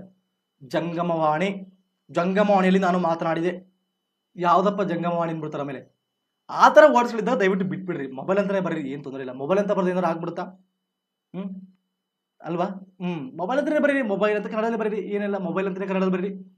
ಜಂಗಮವಾಣಿ ಸಮ್ಟೈಮ್ ಪಾಪ ಅವರೇ ಗೊತ್ತಿರಂಗಿಲ್ಲ ಎಕ್ಸಾಮ್ನವ್ರಿಗೆ. ಮತ್ತೆ ಆಮೇಲೆ ನೀವು ಅವ್ರಿಗೆ ತಲೆ ಕೆಡಿಸಿ ಮತ್ತೆ ಪಾಪ ಅವರು ಒಂದು ಎಕ್ಸಾಮ್ ಪೇಪರಾ ಎಲೆಕ್ಷನ್ ಮಾಡೋಕ್ಕೆ ತುಂಬಾ ಇರುತ್ತೆ. ಜಂಗಮವಾಣಿ ಕನ್ನಡದಲ್ಲಿ ಮೊಬೈಲ್ ಅಂತಾನೆ ಬರೀರಿ, ತೊಂದರೆ ಇಲ್ಲ. ಮೊಬೈಲ್ ಅಂತಾನೆ ಬರೀರಿ, ಮೊಬೈಲ್ ಅಂತಾನೆ ಬರ್ದ್ಬಿಡ್ರಿ, ತೊಂದರೆ ಇಲ್ಲ. ಬಿಸ್ನೆಸ್ ಅಂತಾನೆ ಬರೀರಿ, ತೊಂದರೆ ಇಲ್ಲ. ಬಿಸ್ನೆಸ್ ಗೊತ್ತಾಗ್ಲಿಲ್ಲ ಪಕ್ಷದಲ್ಲಿ. ಬಸ್ ಅಂತಾನೆ ಬರೀರಿ, ಕಾರ್ ಅಂತಾನೆ ಬರೀರಿ, ಟೆಲಿಫೋನ್ ಅಂತಾನೆ ಬರೀರಿ, ತೊಂದರೆ ಇಲ್ಲ. ಓಕೆ, ಟೆಲಿವಿಷನ್ ಅಂತಾನೆ ಬರೀ, ತೊಂದರೆ ಇಲ್ಲ. ಟೆಲಿವಿಷನ್ ಅಂತಾನೆ ಬರೀರಿ, ಗೊತ್ತಾಗ್ಲಿಲ್ಲ ಪಕ್ಷದಲ್ಲಿ. ಸರ್ ನಮಗೆ ಗೊತ್ತಿದೆ ಸರ್, ಪರ್ಫೆಕ್ಟ್ ಆಗಿ ಗೊತ್ತಿದೆ, ತೊಂದರೆ ಇಲ್ಲ, ಬರೀರಿ. ಮತ್ತು ಪ್ಯೂರ್ ಆಗಿ ಕನ್ನಡ ಮಾಡಕ್ ಹೋದ್ರೆ ನಿಮಗೆ ರಿವರ್ಸ್ ಆಗೋ ಚಾನ್ಸ್ ಇರುತ್ತೆ. ಅತಿಯಾಗಿ ಜಾಸ್ತಿ ಟ್ರಾನ್ಸ್ಲೇಷನ್ ಮಾಡಕ್ ಹೋದ್ರೆ ನಿಮಗೆ ರಿವರ್ಸ್ ಆಗ್ಬಿಡುತ್ತೆ. ಆ ಥರ ಮಾಡಕ್ ಹೋಗ್ಬಿಟ್ರೆ ಸಿಂಪಲ್ ಆಗಿರಲಿ ಅಷ್ಟೇ. ಓಕೆ, ಕೆಲವು ಪದಗಳನ್ನ ಭಾಷಾಂತರ ಮಾಡೋದು ಅಷ್ಟು ಸುಲಭದ ಮಾತಲ್ಲ. ಭಾಷಾಂತರಿಸುವ ಪ್ರಯತ್ನದಲ್ಲಿ ತೊಡಗಿ ನಿಮ್ಮ ಸಮಯವನ್ನ ವ್ಯರ್ಥ ಮಾಡಿಕೊಳ್ಬೇಡಿ, ವೇಸ್ಟ್ ಮಾಡಿಕೊಳ್ಬೇಡಿ. ನೀವು ವೇಸ್ಟ್ ಮಾಡ್ಕೊಂಡಿತ್ತಂದ್ರೆ ಆಟೋಮೆಟಿಕ್ಕು ನೀವು ಆ ಪೇಪರಿಂದ ಔಟ್ ಆದಂಗೆ, ಆ ಎಕ್ಸಾಮ್ಸ್ನ ಔಟ್ ಆದಂಗೆ. ಡೋಂಟ್ ವರಿ, ಆ ಥರ ಮಾಡಕ್ ಹೋಗ್ಬೇಡಿ. ಎಷ್ಟು ನಿಮಗೇನು ನಿಮಗೆ ಸೆನ್ಸ್ ಇರಬೇಕು, ಸೆನ್ಸ್ ಇರಬೇಕು, ನಿಮಗೆ ಗೊತ್ತಾಗ್ತಾ ಇರಬೇಕು. ಇಂಡೈರೆಕ್ಟ್ ಆಗಿ ನಾನು ಟೈಮಿಂಗ್ಸ್ ಅಂತ ಇರಬೇಕು. ಟೈಮಿಂಗ್ಸ್ ನಿಮಗೆ ಪ್ರತಿಯೊಂದು ಕೂಡ ಗೊತ್ತಾಗ್ತಿರಬೇಕು. ಮತ್ತೆ ಗಾದೆಗಳು ಮತ್ತು ನುಡಿಗಟ್ಟುಗಳನ್ನ ಭಾಷಾಂತರ ಮಾಡುವಾಗ ಜಾಗೃತವಾಗಿರಬೇಕು. ಇದು ತುಂಬಾನೇ ಇಂಪಾರ್ಟೆಂಟ್. ಗಾದೆಗಳು ಮತ್ತು ನುಡಿಗಟ್ಟುಗಳನ್ನ ಭಾಷಾಂತರ ಮಾಡುವಾಗ ಜಾಗೃತವಾಗಿರಬೇಕು. ಬಿಕಾಸ್ ಯಾಕಪ್ಪ ಅಂದ್ರೆ ಅವುಗಳ ಮೀನಿಂಗು ಆ ವರ್ಡ್ಗಿಂತ ಬೇರೆ ಇರುತ್ತೆ. ಗಾದೆಗಳು ಅಂದ್ರೆ ಏನು ಅಂತ ಹೇಳ್ತೀವಿ. ಗಾದೆಗಳು ಅಂದ್ರೆ ಏನು? ಒಳ ಅರ್ಥ ಕೊಡುವಂಥದ್ದು, ಅರ್ಥವನ್ನ ಕೊಡುವಂಥದ್ದು. ಅಲ್ವಾ? ಗಾದೆಗಳಾಗಿರ್ಬೋದು, ಒಗಟುಗಳಾಗಿರ್ಬೋದು, ಒಳ ಅರ್ಥವನ್ನ ಕೊಡುತ್ತೆ. ನೋಡೋದಕ್ಕೆ ಡಬಲ್ ಮೀನಿಂಗ್ ಇರುತ್ತೆ. ತೆಗೆದುಕೊಂಡು ಹೋಗ್ಬಿಟ್ಟು ನೀವೇನಾದ್ರೂ ಇಂಗ್ಲೀಷ್ ಟ್ರಾನ್ಸ್ಲೇಟ್ ಮಾಡಿದ್ರೆ ಡಬಲ್ ಮೀನಿಂಗ್ ಆಗ್ಬಿಡುತ್ತೆ. ಅವು ಒಳ ಅರ್ಥ ಇರ್ಬೇಕು. ನಿಮಗೆ ಒಳ ಅರ್ಥ ಏನ್ ಹೇಳ್ತಾ ಇದೆ ಅದನ್ನ ನೀವು ಟ್ರಾನ್ಸ್ಲೇಷನ್ ಮಾಡಬೇಕು. ಅದನ್ನ ಬಿಟ್ಟು ಬೇರೆ ಮಾಡಕ್ ಹೋದ್ರೆ ಸುಮ್ಮನೆ ಸಿಕ್ಕಾಕೊಂಡ್ಬಿಡ್ತೀರಾ. ಗೊತ್ತಿರ್ಬೇಕು ನಿಮಗೆ, ಗಾದೆಗಳು ಮತ್ತು ನುಡಿಗಟ್ಟುಗಳ ಭಾಷಾಂತರ ಮಾಡುವಾಗ ಜಾಗೃತವಾಗಿರ್ಬೇಕು. ಬಿಕಾಸ್ ಅವುಗಳ ಮೀನಿಂಗು ಆ ವರ್ಡ್ಗಿಂತ ಬೇರೆ ಇರುತ್ತೆ. ನಿಮಗೆ ಗೊತ್ತಿರಲಿ. ಮತ್ತೆ don't translate them by word to word translate ಮಾಡಕ್ ಹೋಗ್ಬಿಡ್ರಿ, ತಪ್ಪಾಗುತ್ತೆ. ಒಳ ಅರ್ಥಗಳು ಇರುವಂಥದ್ದು ಗಾದೆಗಳಿಗೆ. Try to form a sentence which gives the same meaning. ಅದೇ ಅರ್ಥವನ್ನ ಕೊಡುವಂತಹ ಸೆಂಟೆನ್ಸ್ ಅನ್ನ ಫಾರ್ಮೇಶನ್ ಮಾಡೋದಕ್ಕೆ ಟ್ರೈ ಮಾಡಿ. ಎಕ್ಸಾಂಪಲ್ ಕೊಡ್ತೀನಿ ನಿಮಗೆ. ಕೈ ಕೆಸರಾದರೆ ಬಾಯಿ ಮೊಸರು, ಕೈ ಕೆಸರಾದರೆ ಬಾಯಿ ಮೊಸರು. ಇದನ್ನು ನಿಮಗೆ ಸರ್ ಇಂಗ್ಲೀಷಲ್ಲಿ ಟ್ರಾನ್ಸ್ಲೇಟ್ ಮಾಡಿ ಅಂತಂದ್ರೆ, ಕೈ ಕೆಸರಾದರೆ ಬಾಯಿ ಮೊಸರು ಕನ್ನಡದ ಜ್ಞಾನ ಇಲ್ಲದವರಿಗೆ ಕೊಟ್ಟರೆ ಖಂಡಿತವಾಗಿ ಅವ್ರು ಹೇಳ್ತಾರೆ ಕೈ ಕೆಸರಾದರೆ ವೆನ್ ಯುವರ್ ಹ್ಯಾಂಡ್ಸ್ ಡರ್ಟಿ ಬಾಯಿ ಮೊಸರು ಯುವರ್ ಮೌತ್ ಬಿಕಮ್ ಕರ್ಡ್ ಅಲ್ವಾ? ಕೈ ಕೆಸರಾದ್ರೆ ಬಾಯಿ ಮೊಸರು, when your hands dirty your mouth become curd. ನಂದು ಕೈ ಕೆಸರಾದ್ರೆ ಬಾಯಿ ಮೊಸರಾಗತ್ತೆ. ಹಂಗಂತ ಏನಾದ್ರು ಹೋಗ್ಬಿಟ್ಟು ಸರ್ ನನ್ನ ಮನೆ ಮುಂದೆ ಕೆಸರಿದೆ ಸರ್, ಕೆಸರಲ್ಲಿ ಕೈ ಹಾಕಿದೀನಿ, ಕೆಸರಾಗಿದೆ ಕೈ, ಬಟ್ ಬಾಯಿ ಮೊಸರಾಗಿಲ್ಲ, ಆ ಕೆಸರು ತಗೊಂಡು ಬಾಯಿ ಇಟ್ಕೊಂಡ್ಬಿಡ್ರಿ, ಮೊಸರಾಗ್ಬಿಡುತ್ತೆ ಅಷ್ಟೇ. ತಪ್ಪಾಗುತ್ತೆ, ಮೀನಿಂಗ್ ತಪ್ಪಾಗುತ್ತೆ. ರಿಯಾಲಿಟಿ ಅಲ್ವಾ ಸರ್? ಮತ್ತೆ ರಿಯಾಲಿಟಿ ಮಾಡಕ್ ಹೋಗ್ಬಿಟ್ರಿ, ಮತ್ತೆ ಆಮೇಲೆ ನನ್ನ ಮೇಲೆ ಮತ್ತೆ ಆಮೇಲೆ ಕೇಸ್ ಹಾಕ್ಸ್ಬಿಟ್ಟಿರ ಮತ್ತೆ ಯಾರಾದ್ರು. ಸರ್ ನಮಗೆ ನವೀನ್ ಸರ್ ಹೇಳಿದ್ರು, ಕನ್ನಡ ಗೊತ್ತಿಲ್ಲೋರಿದ್ರೆ, when your hands dirty your mouth become curd. Sir ನನ್ನ ಹ್ಯಾಂಡು ಕೆಸರಾದಾಗ ನನ್ನ ಬಾಯಿ ಕೂಡ ಕೆಸರಾಗಬೇಕು, ಬಾಯಿ ಇಟ್ಕೊಂಡ್ರೆ ಮೊಸರಾಗಲ್ಲ, ಕೆಸರಾಗುತ್ತೆ. ಆ ಥರ ಅದು ಅರ್ಥ ಬೇರೆ ಇರುತ್ತೆ, ಒಳ ಅರ್ಥ ಬೇರೆ ಇರುತ್ತೆ. ಒಳ ಅರ್ಥನ ಇಟ್ಕೋಬೇಕು ನೀವು, ನಿಮಗೆ ಗೊತ್ತಿರ್ಬೇಕು. ಅದ್ರ ಅರ್ಥ ಏನು? Hard work pays your rich dividends ಅಂತೇಳಿ. ನೀವು ಏನು ಜಾಸ್ತಿ ಹಾರ್ಡ್ ವರ್ಕ್ ಮಾಡ್ದಂಗೆ PSI job, police constable job, ಯಾವುದೋ ಒಂದು ನಿಮಗೆ ಗೌರ್ಮೆಂಟ್ ಜಾಬ್ಗಳು ಸಿಗುವಂಥದ್ದು. ಅಂದರೆ ನೀವು ಹಾರ್ಡ್ ವರ್ಕ್ ಮಾಡ್ದಂಗೆ ನಿಮಗೆ ಅದು ಫಲ ಇದ್ದೇ ಇರುತ್ತೆ, ಹಾರ್ಡ್ ವರ್ಕ್ ಮಾಡ್ದಂಗೆ ನಿಮಗೆ ಫಲ ಸಿಗುತ್ತೆ ಅನ್ನೋದಂತೂ ಒಂದು ಮೀನಿಂಗ್ ಅಷ್ಟೇ ಇದು. When your hands dirty your mouth become curd. ಬೇಕಾದ್ರೆ ಕರ್ಡ್ ಕೂಡ ಆಗುತ್ತೆ, ನಿಮಗೆ ಬೇಕಾದ್ರೆ ಮಿಲ್ಕ್ ಕೂಡ ಆಗುತ್ತೆ. ಯುವರ್ ಹ್ಯಾಂಡ್ ಬಿಕಮ್ ಮಿಲ್ಕ್ ಕೂಡ ಆಗುತ್ತೆ ಕೊನೆಗೆ. ಹಂಗೆ ಮಾಡಕೋಬೇಡ್ರಿ. ಮತ್ತೆ ಇನ್ನೊಂದು ಎಕ್ಸಾಂಪಲ್ ಕೊಡು, ಹಾಸಿಗೆ ಇದ್ದಷ್ಟು ಕಾಲು ಚಾಚು. ಹಾಸಿಗೆ ಇದ್ದಷ್ಟು ಕಾಲು ಚಾಚು ಅಂದರೆ stretch your legs up to allows you to. Stretch your legs, ನಿಮ್ಮ ಕಾಲು ಎಲ್ಲಿ ಮುಟ್ಟೈತೆ ಅಲ್ಲಿ ಮುಟ್ಟದ ಮಾತ್ರ ಬೆಡ್, ನಿಮ್ಮ ಬೆಡ್ ಎಷ್ಟು ಎಲ್ಲಿ ಮುಟ್ಟೈತೆ ಅಲ್ಲಿ ಮುಟ್ಟ ಮಾತ್ರ ಕಾಲು ಚಾಚಿ. ಇಲ್ಲಾಂದ್ರೆ ಹಿಂಗೆ ಮಲ್ಕೊಡ್ರಿ. ಪಾಪ ಒಂದು ಬೆಡ್ ಇಷ್ಟೇ ಇರುತ್ತೆ ಅನ್ಕೊಡ್ರಿ, ಪಾಪ ಇಷ್ಟೇ ಇರುತ್ತೆ ಬೆಡ್, ಪಾಪ ಅವ್ನು ಉದ್ದ ಇರ್ತಾನೆ, ಜಾಸ್ತಿ ಉದ್ದ ಇರ್ತಾನೆ. ಈಗ ನೀವೆಲ್ಲ PSI ಆಗೋರು, ಜಾಸ್ತಿ ಉದ್ದ ಜಾಸ್ತಿ ಇರ್ತೀರಾ. ಅವಾಗ ಏನು ಮಾಡಬೇಕು? ಸರ್ ಹೇಳಿದ್ದಾರೆ stretch your legs up to bed allows you to ಅಂತೇಳಿ. ಅದಕ್ಕೆ ಏನು ಮಾಡ್ತೀರಾ ನೀವು? ಪಾಪ ರಾತ್ರಿ ಎಲ್ಲ ಆಮೇಲೆ ಕಾಲನ್ನ ಹಿಂಗೆ ಇಟ್ಕೊಂಡು ಮತ್ತೆ ಈ ರೀತಿ ಮಲ್ಕೊಂಡ್ಬಿಟ್ಟಿರ, ಕಾಲು ನೋವು ಬರುತ್ತೆ. ಆಮೇಲೆ ಬೆಳಗ್ಗೆ ಎದ್ದು ನಿಮ್ಮ ಡ್ಯಾಡಿನ ಮಮ್ಮಿ ಯಾರು ಕೇಳಿದ್ರೆ, ಯಾಕಪ್ಪ ಹಿಂಗೆ ಇಟ್ಕೊಂಡಿದ್ಯಾ, ಕಾಲು ಯಾಕಪ್ಪ ನೋವು ಬಂದಿದೆ ಅಂದರೆ, ನಮ್ಮ ಸರ್ ಹೇಳಿದ್ರು stretch your legs up to bed allows you to ಅಂತೇಳಿ. ಅದಕ್ಕೆ ನಾನು ನಂದು ಬೆಡ್ ಎಷ್ಟಿದೆ ಅಲ್ಲಿ ಮುಟ್ಟು ಮಾತ್ರ ಅಲೋ ಮಾಡಿದ್ದೀನಿ ಅಂತ ಅನ್ನೋಕೆ ಹೋದ್ರೆ ನನಗೆ ಫೋನ್ ಮಾಡಿ ನನ್ನೊಂದು ಕೇಸ್ ಹಾಕಿ ಒಳಗಿಸ್ತೀರ ಆಮೇಲೆ. ಸರ್ ಹೇಳಿದ್ದಾರೆ. ಆಮೇಲೆ ನವೀನ್ ಸರ್ ಕಾರಣ ಅಂದ್ಬಿಡ್ತಾರೆ. ಆಮೇಲೆ ನೋಡಿ, ಸಂತೋಷ್ ಕುಮಾರ್ ಅವರು ಇಲ್ಲೇ ಹೇಳ್ಬಿಟ್ರೆ ನವೀನ್ ಸರ್ರೇ ಕಾರಣ ಅಂತೇಳಿ. ಆಮೇಲೆ ನನ್ನನ್ನು ಒಳಗಾಕ್ಬಿಟ್ರೆ ಆಮೇಲೆ ಮತ್ತೆ ಆಮೇಲೆ ನೀವು PSI ಮತ್ತೆ ನನ್ನ ಅರೆಸ್ಟ್ ಮಾಡ್ಬಿಡ್ತೀರ ಬಂದು ಡೈರೆಕ್ಟಾಗಿ. ಸರ್ರ ಹೇಳಿದ್ದು ಅಂತ ಹೇಳ್ಬಿಟ್ಟು ಮತ್ತೆ ನೀವು PSI ಆದ್ಮೇಲೆ ನನ್ನ ಮೇಲೆ ಕೇಸ್ ಹಾಕ್ಬಿಟ್ಟಿಲ್ಲ. ನಾವು ಹಿರಿಯರಿಗೆ ಬಂದು ನೀವು ಮತ್ತೆ PSI ಆಗಿ ನಮಗೆ ಇನ್ವೆಸ್ಟಿಗೇಷನ್ ಮಾಡಿಬಿಟ್ರೆ ಆಮೇಲೆ ನನಗೆ ಅದು ಭಯ ಮತ್ತೆ. ಹೌದೌದು, ಫಸ್ಟ್ ನನ್ನ ಅರೆಸ್ಟ್ ಮಾಡ್ಬಿಡ್ತೀರ ಆಮೇಲೆ ಫಸ್ಟ್. ಹಾಸಿಗೆದಷ್ಟು ಕಾಲು ಚಾಚು ಹಿಂಗಿಲ್ಲ, ಅದು ಮೀನಿಂಗ್ ಬೇರೆ ಇರುತ್ತೆ, ಒಳಾರ್ಥ ಬೇರೆ ಇರುತ್ತೆ. ನೋ ಯುವರ್ ಲಿಮಿಟ್ಸ್ ಅಂತ ಅರ್ಥ. ನಿಮ್ಮ ಲಿಮಿಟ್ಸ್ ಅನ್ನು ನೋಡ್ಕೊಂಡು ನೀವು ಮುಂದಕ್ಕೆ ಹೋಗಿ. Spend with in your limits, ನಿಮ್ಮ ಈ ಲಿಮಿಟ್ಸ್ ಅಲ್ಲಿ ನೀವು ಸ್ಪೆಂಡ್ ಮಾಡಿ ಅನ್ನುವ ಮೀನಿಂಗ್ ಅಷ್ಟೇ. ಓಕೆ, ಇದು ನಿಮಗೆ ತುಂಬಾನೇ ಇಂಪಾರ್ಟೆಂಟ್ ಆಗಿರುವಂಥದ್ದು. ಮತ್ತೆ ಅಬ್ರಿವೇಷನ್ಸ್ಗಳನ್ನ ಬರೆಯುವಾಗ BA, BE, BSc, MBBS ಈ ರೀತಿ ಎಲ್ಲ ಬರೀಬೇಕಾದ್ರೆ ಪಾಪ ಹುಡುಕೊಂಡು ಬ್ಯಾಚುಲರ್ ಆಫ್ ಆರ್ಟ್ಸ್, BE ಏನೋ ಬರಕ್ ಹೋಗ್ಬಿಡ್ರಿ, ದಯವಿಟ್ಟು ಎಲ್ಲ ಹೇಳ್ಕೊಡ್ರಿ. BSc ಏನಾದ್ರು ಅಬ್ರಿವೇಷನ್ಸ್ಗಳೆಲ್ಲ ಬರ್ಕೊಂಡು ಏನೋ ಮಾಡಕ್ ಹೋಗ್ಬಿಡ್ರಿ. ಅಲ್ಲಿ ಏನಿದೆ ಅದನ್ನು ಬರೀರಿ ಅಷ್ಟೇ. BA ಕನ್ನಡದಲ್ಲೇ ಬರೀರಿ, ಕನ್ನಡದಲ್ಲಿ BA ಅಂತ ಬರೀರಿ. BSc BSc ಅಂತಾನೆ ಬರೀರಿ ಕನ್ನಡದಲ್ಲಿ. ಓಕೆನಾ? ವಾಟ್ ಈಗ ಹೇಳ್ತೀರಾ ಸರ್, ನಾವು ಕ್ಲಿಯರ್ ಎಕ್ಸಾಮ್ ಮಾಡಿದಾಗ ನಿಮಗೆ ರೆಸ್ಪೆಕ್ಟ್ ಕೊಡ್ತೀವಿ ಸರ್, ಮುಗೀತು. ಆಮೇಲೆ ಮತ್ತೆ ಬಂದ ಅರೆಸ್ಟ್ ಮಾಡಿದ್ರೆ ಡೈರೆಕ್ಟ್ ಆಗಿ ಇನ್ನೇನಿಲ್ಲ. ಈಗ ಹೇಳೋದು ಅಧಿಕಾರ ಬಂದ್ಮೇಲೆ ಯಾರೋ ಕೇಳ್ತೀರಾ ಮಾತು. ಅಧಿಕಾರ ಬಂದಾಗ ಯಾರು ನೆನಪು ಬರಲ್ಲ. ಅಧಿಕಾರ ಬಂದಾಗ ಯಾರು ನೆನಪು ಬರಲ್ಲ, ನಾವ್ ಯಾರು ನೆನಪೇ ಬರೋಂಗಿಲ್ಲ. ಓಕೆ, ಈಗ ಬೇಸಿಕ್ ಗ್ರಾಮರ್ 3 ರೀತಿಯಾಗಿ ನಾವು ನೋಡ್ತಾ ಹೋಗ್ತೀವಿ. ಪ್ರೆಸೆಂಟ್ ಟೆನ್ಸು, ಅದರಲ್ಲಿ 4 ಡಿವೈಡ್ ಮಾಡ್ಕೊಳ್ತೇವೆ, ಪಾಸ್ಟ್ ಟೆನ್ಸ್ ಮತ್ತು ಫ್ಯೂಚರ್ ಟೆನ್ಸ್. ಸಿಂಪಲ್ ಆಗಿ ಬೇಸಿಕ್ ಗ್ರಾಮರ್ನ ಓದ್ತಾ ಹೋಗ್ಬೇಕಾಗುತ್ತೆ, ತುಂಬಾ ಇಂಪಾರ್ಟೆಂಟ್ ಆಗಿರುವಂಥದ್ದು. ಕಂಪ್ಲೀಟ್ ಆಗಿ ಇದೊಂದು 2 hours 2.5 hours ಆಗ್ಬೋದು. ಅಥವಾ ನೀವು ಸ್ವಲ್ಪ ಇನ್ನೂ ನಿಧಾನ ಹೇಳಬೇಕು ಮತ್ತು ಎಕ್ಸಾಂಪಲ್ಸ್ ಅನ್ನ ಕೊಟ್ಟು ಹೇಳ್ಬೇಕಂದ್ರೆ ಸ್ವಲ್ಪ it will take some 3 hours time. Don't worry, time ತೆಗೆದುಕೊಳ್ಳೋಣ, ನೀಟಾಗಿ ಹೇಳ್ತಾ ಹೋಗೋಣ. ಸರ್ ಇಷ್ಟಕ್ಕೆ ಮುಗಿತಾ ಸರ್? ಜಸ್ಟ್ ಇದು advertisement, it is just advertisement. ಅರ್ಥ ಆಯ್ತಾ? ವೈರಲ್ ಆಗಿ ಸಾರ್ ಇಲ್ಲಿ ಮುಟ್ಟ ನಮಗೆ ಕೂರಿಸ್ಕೊಂಡು ಮೋಸ ಮಾಡ್ಬಿಟ್ರಲ್ಲ ಸರ್ ಅಂತ ಹೇಳಿ ಹೋಗ್ಬೇಡ್ರಿ. ಮುಂದಿನ ಕ್ಲಾಸಿಗೆ ಏನಿರುತ್ತೆ ಎಂದು ಅಲ್ವಾ, ಮುಂದಿನ ಕ್ಲಾಸಿಗೆ ಏನಿರುತ್ತೆ ಅಂತೇಳಿ, ಬಿಕಾಸ್ ನನಗೆ ಕೊಟ್ಟ ಪ್ರಮೋಷನ್ ಹೇಳಿ ನೋಡ್ರಿ, ಕನಕ ಅವ್ರು ಹೇಳಿ ನೋಡ್ರಿ, ಪ್ರಮೋಷನ್ ಅಷ್ಟೇ. ಈ ಥರ ಮಾಡ್ತೀವಿ ಬನ್ನಿ ಅಂತ ಹೇಳೋಕೆ ಅಷ್ಟೇ. ಅನ್ನಕಡೆ ಪ್ಲಸ್ ಅಲ್ಲಿ 18 hour ಕ್ಲಾಸ್ ತೆಗೆದುಕೊಳ್ತಿದ್ದೀನಿ, ನೀವು ಅಲ್ಲಿ ಕೂಡ ಬಂದು ಜಾಯ್ನ್ ಆಗ್ಬೋದು.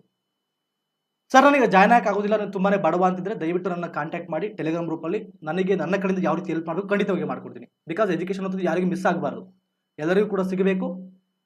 ದಯವಿಟ್ಟು ನಿಮ್ಗೆ ಯಾರಾದರೂ ಸರ್ ನನಗೆ ಅನ್ಅಕಾಡೆಮಿ ಪ್ಲಸ್ ಜಾಯ್ನ್ ಆಗೋದಿಲ್ಲ ಅಂತಂದರೆ ದಯವಿಟ್ಟು ನನಗೆ ಟೆಲಿಗ್ರಾಮ್ ಗ್ರೂಪಲ್ಲಿ ಐಡಿಯಾಸ್ ಫೋರಮ್ ಅಂತ ಟೆಲಿಗ್ರಾಮ್ ಗ್ರೂಪ್ ಇದೆ, ಅಲ್ಲಿ ಬಂದು ನನ್ನ ಕಾಂಟ್ಯಾಕ್ಟ್ ಮಾಡಿ. ನಿಮಗೆ ಯಾವ ರೀತಿ ಹೆಲ್ಪ್ ಮಾಡಬೇಕು ಅಂತ ನಾನು ನಿಮಗೆ ಸಹಾಯ ಮಾಡಬಲ್ಲೆ. Don't worry. ತುಂಬ ಜನ ಹಿಂಗೆ ಸಿಟ್ ಮಾಡ್ಕೋತಾರೆ ಆಮೇಲೆ. ಇಲ್ಲ, ಡೋಂಟ್ ವರಿ. ಎಜುಕೇಷನ್ ಒಬ್ಬರಿಗೆ ಸೀಮಿತ ಆಗಬಾರ್ದು. ಅಫೋರ್ಡಬಲ್ ಆಗಿಲ್ಲ, ಡೋಂಟ್ ವರಿ, ನಿಮಗೆ ಬೇರೆ ರೀತಿ ನಾನು ಹೆಲ್ಪ್ ಮಾಡಬಲ್ಲೆ. ಓಕೆ, ನೀವು ಕೇಳಬಹುದು, ತೊಂದರೆ ಇಲ್ಲ.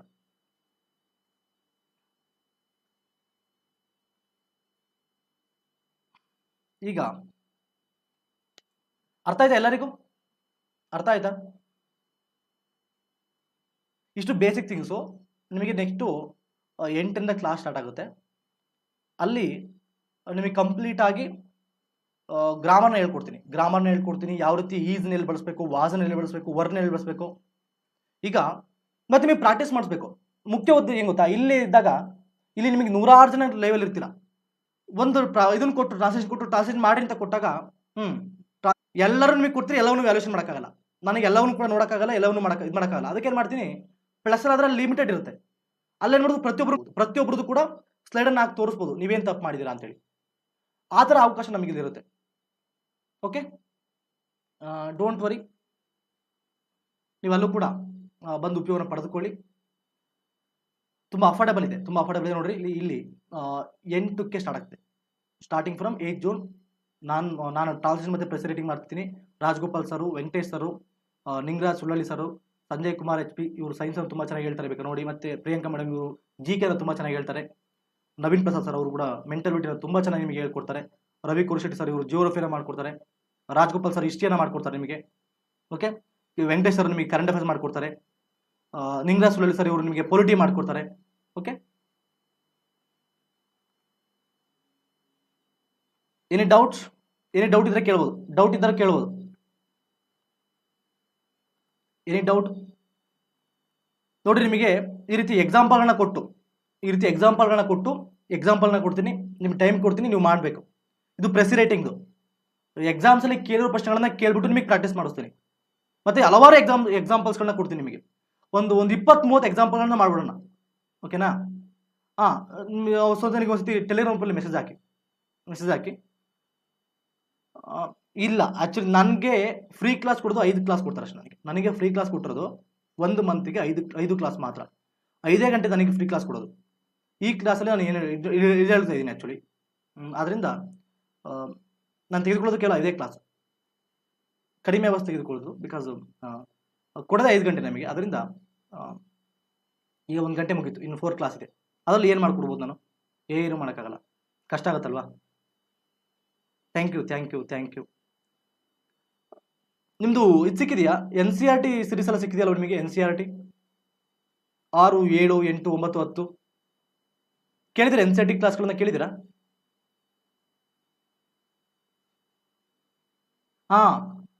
ಮಾಡ್ಕೊಳ್ಳಿ. NCERT ನೋಡಿ ತುಂಬ ಚೆನ್ನಾಗಿದೆ. NCERT ಈ ಐಡಿಯಾಸ್ ಫೋರಮ್ ಟೆಲಿಗ್ರಾಮ್ ಜಾಯ್ನ್ ಆಗಿರಿ, ನಿಮಗೆ ಲಿಂಕ್ ಕಳಿಸ್ತೀನಿ ಬೇಕಾದ್ರೆ, ನಿಮಗೆ ಅಲ್ಲಿ ಸಿಗ್ತಾ ಹೋಗುತ್ತೆ. NCERT ಕಂಪ್ಲೀಟ್ ಮಾಡಿಕೊಡ್ತಾ ಇದ್ದೀನಿ ನಿಮಗೆ. NCERT ಹಿಸ್ಟ್ರಿ, NCERT ಜಿಯೋಗ್ರಫಿ ಎಲ್ಲವನ್ನು ಕೂಡ ನಿಮಗೆ ಕಂಪ್ಲೀಟ್ ಮಾಡ್ಕೊಡ್ತಿದ್ವಿ. NCERT ಪೊಲಿಟಿ, ಲಕ್ಷ್ಮೀಕಾಂತ್ ಎಕ್ಸ್ಪ್ಲೇನ್ ಮಾಡೋದಾಗಿರ್ಬೋದು. ಗ್ರೂಪಲ್ಲಿ ಸಿಗುತ್ತೆ ನೋಡ್ರಿ, ನಿಮಗೆ ನೋಟ್ಸ್ಗಳು ಸಿಗುತ್ತೆ. NCERT ನೋಟ್ಸ್ಗಳೆಲ್ಲ ಸಿಗುತ್ತೆ ನಿಮಗೆ. ಓಕೆ, ಇದು ನಮ್ಮ ಬ್ಯಾಚು ಸ್ಟಾರ್ಟ್ ಆಗ್ತಾಯಿದೆ. You can join there. Unacademy plus subscription class ನಿಮಗೆ ತುಂಬಾ ಅಫೋರ್ಡಬಲ್ ಇದೆ. ನಾನು ಯಾಕಪ್ಪ ಅಫೋರ್ಡಬಲ್ ಅಂತಂದರೆ, ಬೇರೆ ಕಡೆ ಹೋದ್ರೆ ನಿಮಗೆ 20-30 ಸಾವಿರ ಚಾರ್ಜ್ ಮಾಡ್ಕೊಳ್ತಾರೆ. ಅವಶ್ಯಕತೆ ಇಲ್ಲ. ಸಿಂಪಲ್ ಆಗಿ 30+ ಎಜುಕೇಟರ್ಸ್ಗಳು ಸಿಂಪಲ್ ಒಂದೇ ಸಬ್ಸ್ಕ್ರಿಪ್ಷನ್ ಅಡಿಯಲ್ಲಿ ಅಷ್ಟೇ. If you are interested you can join. Learn any time anywhere. ಎಲ್ಲಿ ಬೇಕಾದ್ರೂ ನೀವು ಕಲಿಬೋದು, ಎಲ್ಲಿ ಬೇಕಾದ್ರೂ ನೀವು ಇದು ಮಾಡ್ಬೋದು. ಸರ್ ನನಗೆ ಇಂಟರ್ನೆಟ್ ಇಲ್ಲ, ಡೌನ್ಲೋಡ್ ಮಾಡ್ಕೊಂಡು ನೋಡ್ರಿ. ಡೌನ್ಲೋಡ್ ಆಪ್ಷನ್ ಇರುತ್ತೆ ನಿಮಗೆ. ನಿಮ್ಮ ಎಜುಕೇಟರ್ ಜೊತೆ ಇಂಟ್ರಾಕ್ಷನ್ ಮಾಡಿರಿ. ಲೈವ್ ಪೋಲ್ಸ್ಗಳಿರುತ್ತೆ ನಿಮಗೆ.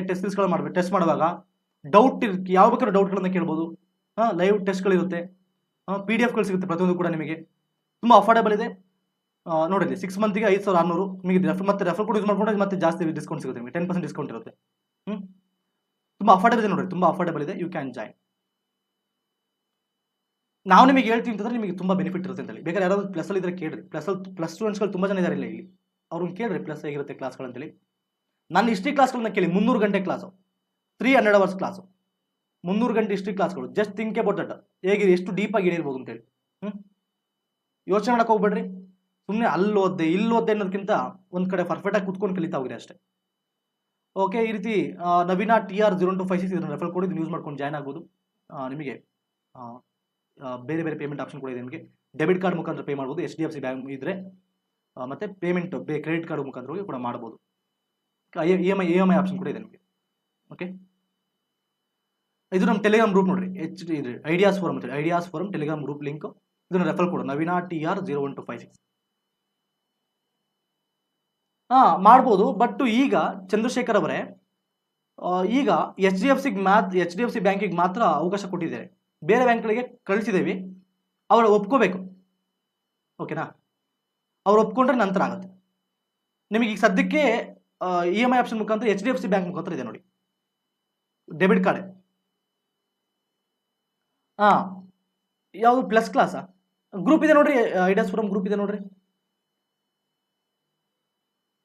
ಅದಕ್ಕೆ ಡೆಬಿಟ್ ಇದು ಅದಕ್ಕೆ ಬರೋಂಗಿಲ್ಲ, ಈಗ ಸದ್ಯಕ್ಕೆ ಬರೋಂಗಿಲ್ಲ. ಒಂದು ಪರ್ಮಿಷನಿಗೆ ಕಳಿಸಿದ್ದೀವಿ, ಸ್ವಲ್ಪ ಲಾಕ್ಡೌನ್ ಆಗಿರೋ ಪರಿಣಾಮದಿಂದ ಈಗ ನಿಮಗೆ ಸಿಗ್ಬೋದು, ಸದ್ಯದಲ್ಲಿ ಸಿಗ್ಬೋದು. ಒಂದು 10 days ಅಥವಾ 15 days ಅಲ್ಲಿ ನಿಮಗೆ ಒಪ್ಪಿಗೆ ಕೊಡ್ಬೋದು. ಎಲ್ಲ ಬ್ಯಾಂಕ್ಗಳಿಗೆ ಕಳಿಸಲಾಗಿದೆ ಒಪ್ಪಿಗೆಗೋಸ್ಕರ, ನಂತರ ನಿಮಗೆ ಸಿಗ್ಬೋದು. Okay, any doubt regarding this? Any doubts? No ಡೌಟಾ? ನಾವು ನಿಮ್ಮ ಜೊತೆ ಇರ್ತೀವಿ, ಡೋಂಟ್ ವರಿ. ನಿಮ್ಗೆ ಏನೇ ಪ್ರಾಬ್ಲಮ್ ಇದ್ರೂ ಕೂಡ ದಯವಿಟ್ಟು ಹೇಳ್ಕೊಡಿ. ನಿಮಗೆ ಯಾವುದೇ ಕಷ್ಟ ಆದರೂ ಕೂಡ, ಏನು ಪ್ಲಸ್ಸಿಗೆ ಜಾಯ್ನ್ ಆಗಬೇಕಂತ ಏನಿಲ್ಲ ನಮ್ಮ ಜೊತೆ ಮಾತಾಡೋದಕ್ಕೆ. ಕ್ರೆಡಿಟ್ ಕಾರ್ಡ್ ಯಾವ್ದಾರು ಆಯಿತು, ಕ್ರೆಡಿಟ್ ಕಾರ್ಡ್ ಯಾವ ಬ್ಯಾಂಕ್ ಆದ್ರೂ ನಡೆಯುತ್ತೆ. ಚಂದ್ರಶೇಖರ್ ಅವರೇ, ಕ್ರೆಡಿಟ್ ಕಾರ್ಡ್ ಯಾವ ಬ್ಯಾಂಕ್ ಆದ್ರೂ ಕೂಡ ನಡೆಯುತ್ತೆ. ಇದು ಬರ್ಕೊಂಡಿರಿ, ರೆಫರ್ ಕೂಡ ನವೀನ TR01256 ಅಂತ ಹೇಳಿ, ಇದು ಬರ್ಕೊಂಡಿರಿ. ನೀವು ಜಾಯ್ನ್ ಆಗಬೇಕಾದ್ರೆ ಯೂಸ್ ಮಾಡ್ಕೋಬೋದು. ನಿಮ್ಗೆ ಏನು ಡೌಟ್ ಇದು ಕೂಡ ಟೆಲಿಗ್ರಾಮ್ ಗ್ರೂಪಲ್ಲಿ ಮೆಸೇಜ್ ಹಾಕಿ, ಗ್ರೂಪಲ್ಲಿ ನಾನು ನವೀನ TR ಅಂತಿದೆ ನೋಡ್ರಿ, ಅಲ್ಲಿ ಮೆಸೇಜ್ ಹಾಕಿ. ನಿಮಗೆ ಏನೇ ಬೇಕಾದ್ರೂ ಕೂಡ ದಯವಿಟ್ಟು ಸಹಾಯವನ್ನು ಕೇಳಿ. ನನ್ನ ಕೈಯಲ್ಲಿ ಆದಷ್ಟು ನಾನು ಖಂಡಿತವಾಗಿ ಸಹಾಯ ಮಾಡ್ತೀನಿ. ಓಕೆ, ಶಿಕ್ಷಣ ಅನ್ನುವಂಥದ್ದು ಕೇವಲ ಒಬ್ಬರಿಗೆ ಮೀಸಲಾಗಬಾರ್ದು, ಎಲ್ಲರಿಗೂ ಸಿಗಬೇಕು ಅನ್ನೋ ನನ್ನ ಉದ್ದೇಶ ಅಷ್ಟೇ. Okay, thank you very much. ಮತ್ತೆ ನೆಕ್ಸ್ಟ್ ಕ್ಲಾಸಲ್ಲಿ ಸಿಗೋಣ.